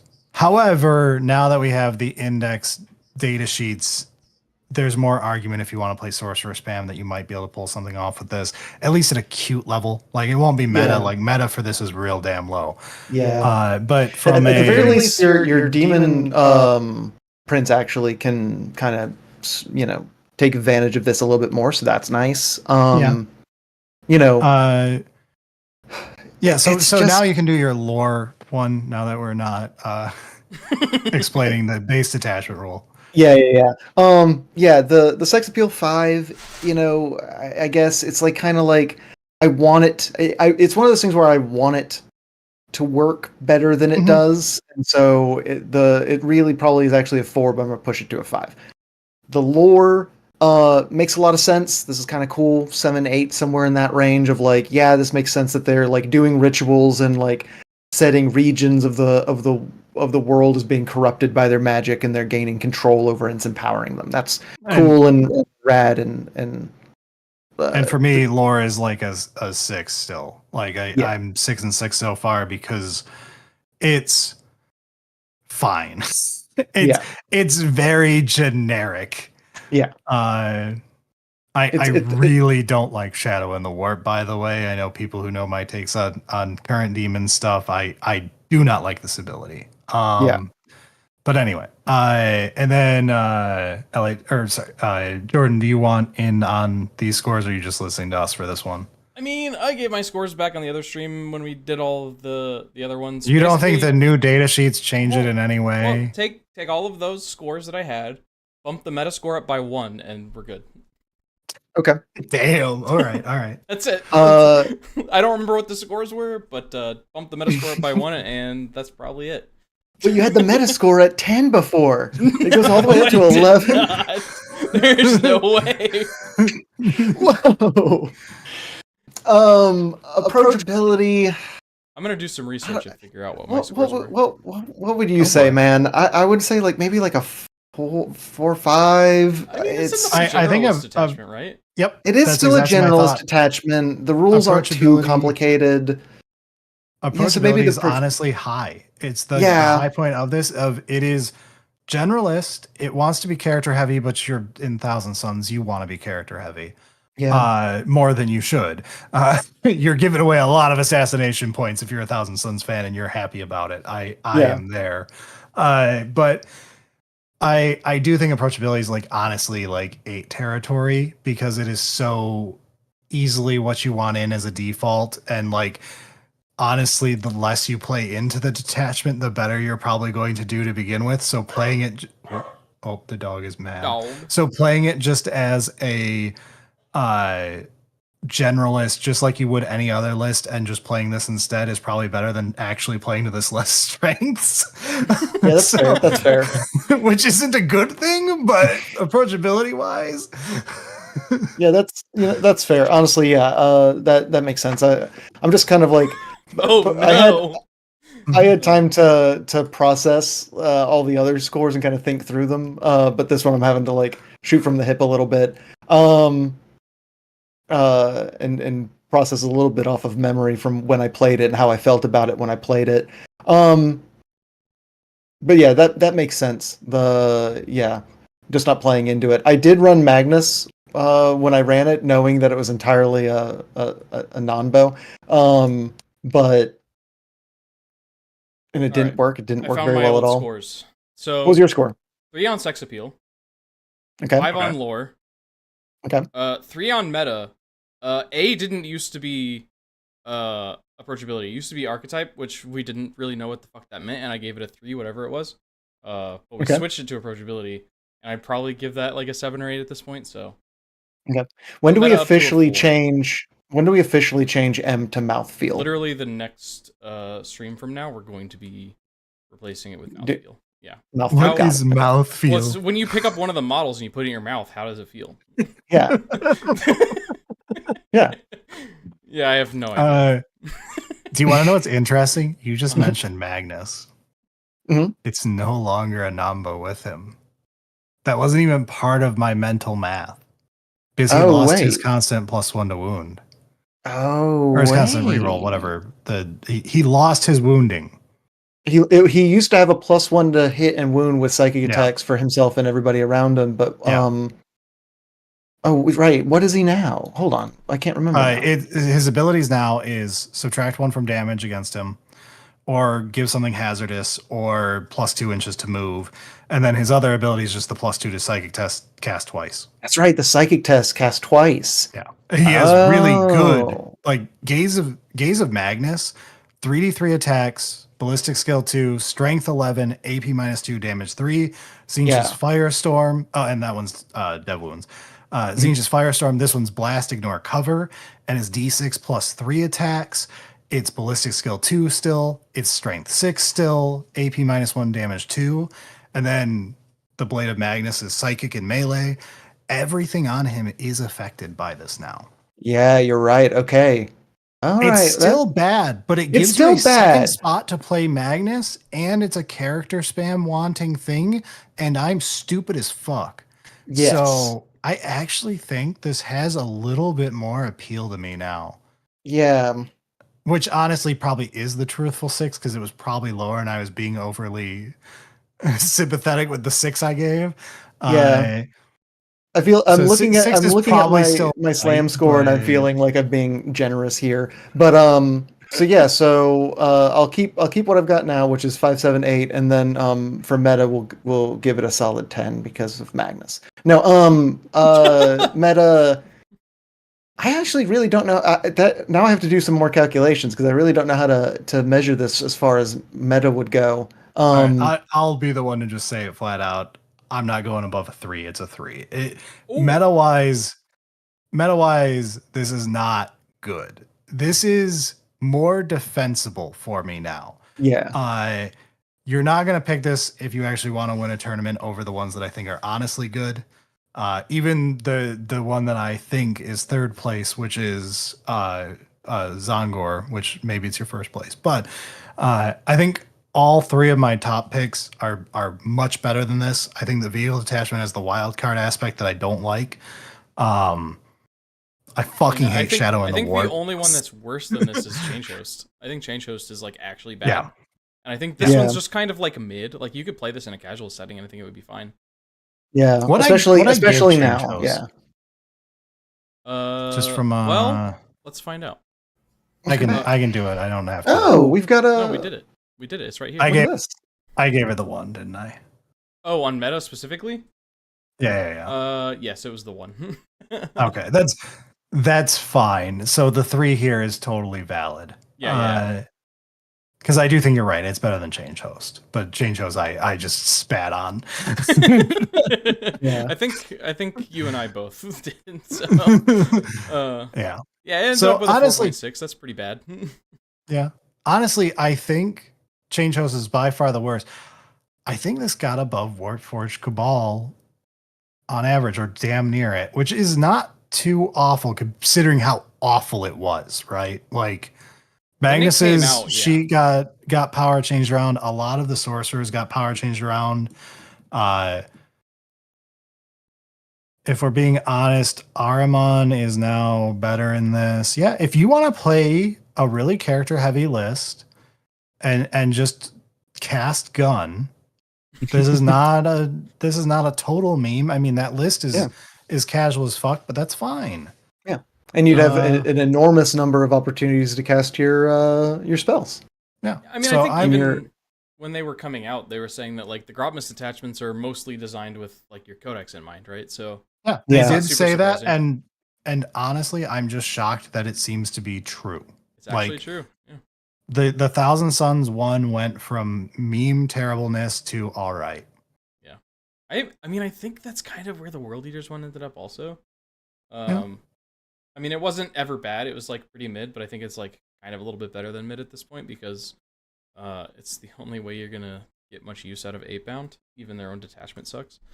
But I hate 8-bound. Good, because I own like 9 of them now. So I don't hate 8-bound. I just wish we had Red Butchers instead, and I'm a little salty. yeah, that's the easiest take if you want to win points with every World Eaters player. I know. And we got an 8-bound 8-bound suck character instead of lore-wise. a Butcher Surgeon, so, you know.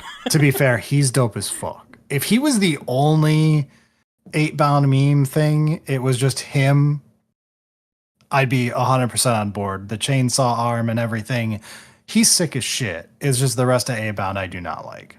I really hate them from a lore angle, but that's a whole. See, Can I of like worms. them. That's a different book. That's a No. different codex. That's a different No. codex. We're talking about the antithesis to that in psychic power here. But our final score for the Thousand Suns Codex, out of a 10, is a 6.6. That's pretty respectable, I think. It's above average. I kind of agree. It's Yeah.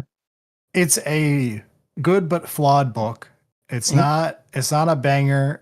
We could have used another detachment or two. I'm not mad in any real way with it, other than like obviously the 2 detachments that I am mad at. But like the overall, there is some variety. There's a couple good ways to play. There's a couple at least fun once type lists. You've only got to live with it for 12 months right now because 11th edition is literally coming out in probably 12 months and 3 weeks, Yeah. based on something that I'll talk about in an upcoming episode of mine. Okay. But yeah, so I don't hate this. I am pretty happy. I gotta say, the big win was getting to roll a psychic quote unquote phase. Yeah. It's not like the biggest psychic phase. Like you could do dumber stuff back in 9th. Mhm. You could have sillier turns. You could eat up more of people's time doing stupid tricks, which I enjoy, but I am aware is asking for something that they purposely removed. So I'll take the mid ground here and go, Yeah. this ain't too bad. In an ideal world, this would be like you have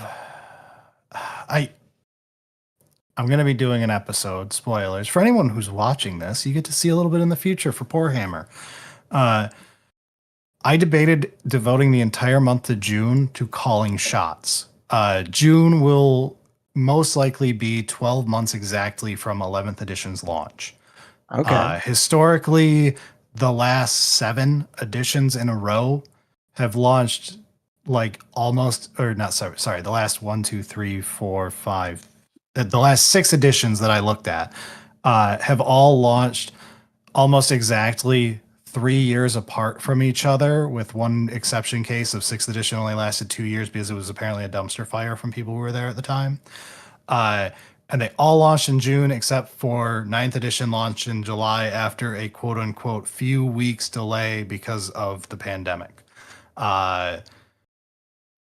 Because of that, I was debating having the whole month of June being calling shots on how we would redesign things for 11th and how we expect certain things to play out one way or another. Okay. over possibly multiple episodes, maybe just one. It depends how we want to do this. But if we're doing a little reinvention here, just for Thousand Sons, because they're my special children. Well, one of my special children, but my most special child. The only one with psychic. The way I would handle this most likely is have everyone who has psychic have access to it. Have everyone who does not have psychic have access to what AOS does with prayers. Like give sister a prayer book instead of a psychic list, and have them invoke miracles that way, the way you invoke prayers in AOS, more or less. Tweak is needed. The only ones that like really lore wise have issue is Drukhari, because Necrons even have their tech is so techy that it gets mistaken for magic. Plasmasters might as well be psychers. Like you could just rules wise fit them in and go, this isn't psychic, by the way, and you're good. But with that being the case, the way I would do it is army rule still being a Cabal of Sorcerers like thing where you get to add dice to your psychic tests and cheat. At a downside of something like the mortal thing going on here, specifically because this avoids the problem we had back in 8th edition where we as Thousand Sons and Grey Knights as Grey Knights both had access to, you're really good at casting spells. Because of that and having to balance the game, all of your spells cost more than everybody else's for the exact same effect. Which means you're not really good at casting spells. Out, we just mapped it out. So adding the downside thing of like the press your luck mechanic of you can be better than everyone else at casting spells. A, you're going to have more psychers to begin with because you're going to build your list that way. But B, you have a press your luck mechanic of some type to Cabal of Sorcerers it up. Have that be your army rule still. And then have your detachments modify your spell list as one of the things a detachment does. And when we get into it, I want to minimize the part with detachments having specific stratagems. That's a whole conversation. That's an hour-long episode alone. The way I would modify things with strats specifically, but having it be a modification to your spell list, a lot like where we got an extra spell in 9th, I think it was, for each of our sub-factions. I'm a little hazy. I believe so, yeah. That sounds right. But we got one for Thousand Sons and one for Grey Knight because we didn't get rules for our sub-factions at the time. It was we got a Warlord trait, a relic, and a spell, I think. Yeah. Instead of getting a extra rule because we had a very good base rule and second base rule and third base rule because 9th edition was based. But I miss 9th edition in a lot of ways. I do too. It's unfortunate because like I do think 10th edition is probably better for the game as a business decision. It is better for new players, but if you are someone who wants to breathe a single game and think about the shit all day at work, it's worse for you. I think 10th is technically the better game, like just from a technical perspective, but yeah. From, like, but I love 9th. Is better. It's a like, this is better for everybody else, but I liked that. Yeah. But so getting into that, I do think like I like this army rule. I would tweak it. I would expand it. I'd make 11B somewhere between 9th's overly complex, headache-inducing mess for new players and 10th's too simple for Brad to sink his teeth into and gets bored of it halfway through the edition and then gets called out for not playing much anymore in the later part of the edition because he's played more AOS than 40k this year and we don't want to talk about it. I mean, AOS, like, if I'm being fully honest, AOS is the more fun game. Spearhead is legitimately the best GWIP game for actually getting to play it on the weekend. Yeah. Like just sitting down and, well, or standing up, whatever, it's short. And getting to get through a game between lunch and dinner at like just mid-afternoon being like, let's play a game. And we're not going to regret this in 5 hours. Yeah. Yeah. I really like what they've done with AOS and like especially Spearhead. I really hope they take some of the lessons that they learned from this edition of AOS and port it into 40k. And I basically hope that Combat Patrol is just Spearhead, but it's 40k. But Yeah, we'll see. I really am happy. So another thing, this is going to be a repeat for the people who are watching this and may watch our episode in a week or two. The chapter approved 2025 is coming out right now. The new missions for the year and all that jazz. This will likely be the Arcs of Omen of the edition. Arcs of Omen was like a really big, nice thing at the end of 9th edition where we got a bunch of changes to the rules that were actually kind of like hearkening to what was going to happen with 10th edition. I really like seeing that they're taking 1K seriously there because honest to God, 1K is the primo way to play 40K if you and the person you are playing with work to make it so. Yeah. You have to purposely build lists like talking to each other and lining it up so that you don't break the game in half, so that you don't end up with a terrible game. When you make the game balanced before you guys walk up to the table together, 1K games feel fucking awesome in 40K. Yeah. I really like seeing. Sorry, go for it. I'm really interested to see like what they do with the upcoming match play book. Or I guess not And book, but cards. to me, it's not even the fact that they might nail it this one time. It means if this is like Arcs of Omen, they're thinking about it and having it be a proper idea for a format come 11th edition that hopefully won't be boarding actions where everyone accidentally fell in love with their pump and dump scheme and they were like, oh shit, they liked that. Yeah, I'm playing at a 1,500 point tournament this weekend, which is like just going to be a nice change of pace because I only have to move around 80 models instead of 120, so that'll be fun. Yeah.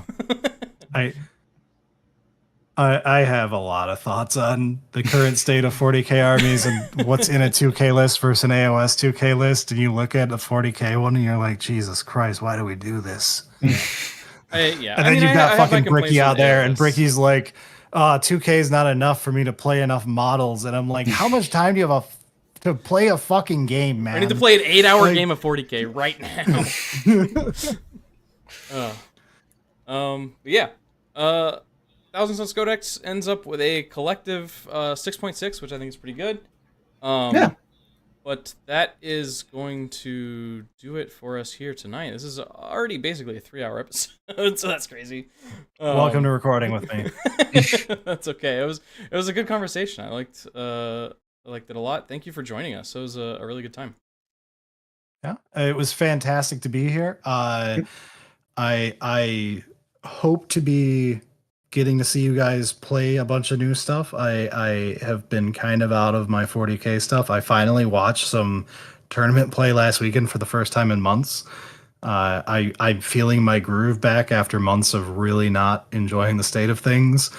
I'm hoping the new chapter approved feels good. I am a Slam Sector fan, so I do hope to get to watch some games again. Gotta convince you to play Horde mode again, just because I really do enjoy watching the damn thing played.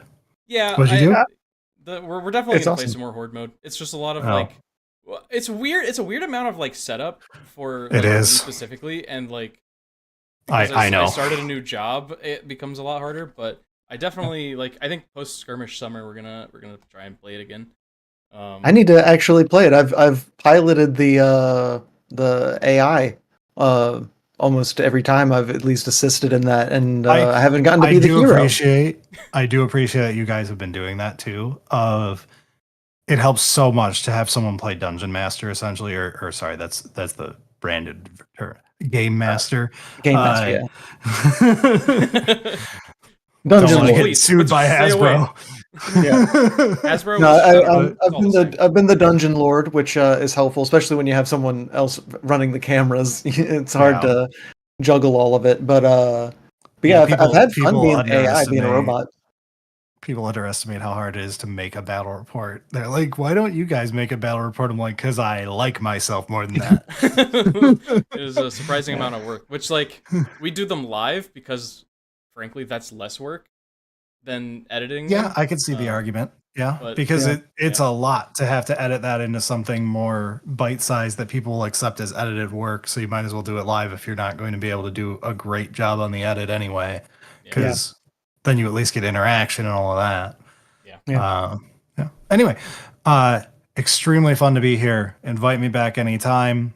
Fantastic. The unironically, I fell in love like earlier today. I was watching the second episode of the recent codex reviews you guys did with the slam system. And now that I've done one of these, this is a great system for reviewing a codex because it doesn't get overly in the weeds. We didn't spend 6 hours talking about fucking datasheet changes, which gets boring.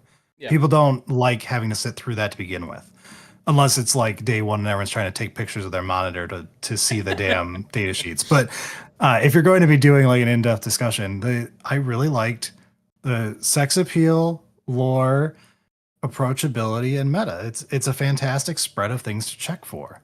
Yeah, and it's like, none of us are like experts at like any particular one of the areas, so it's just kind of like smushing them all together and getting kind of a composite score. Really, I think. And it's what matters most to your general player. There's 50 people on Earth who give a shit about competitive 40K. Like, it's not a high number. Yeah. It's also not a game that holds up competitively very well versus all the other options you could be spending your time playing if you want to grind tournaments in any game. So it's nice to think about it from all angles, especially because GW puts in a shitload of work from just the lore perspective with these things.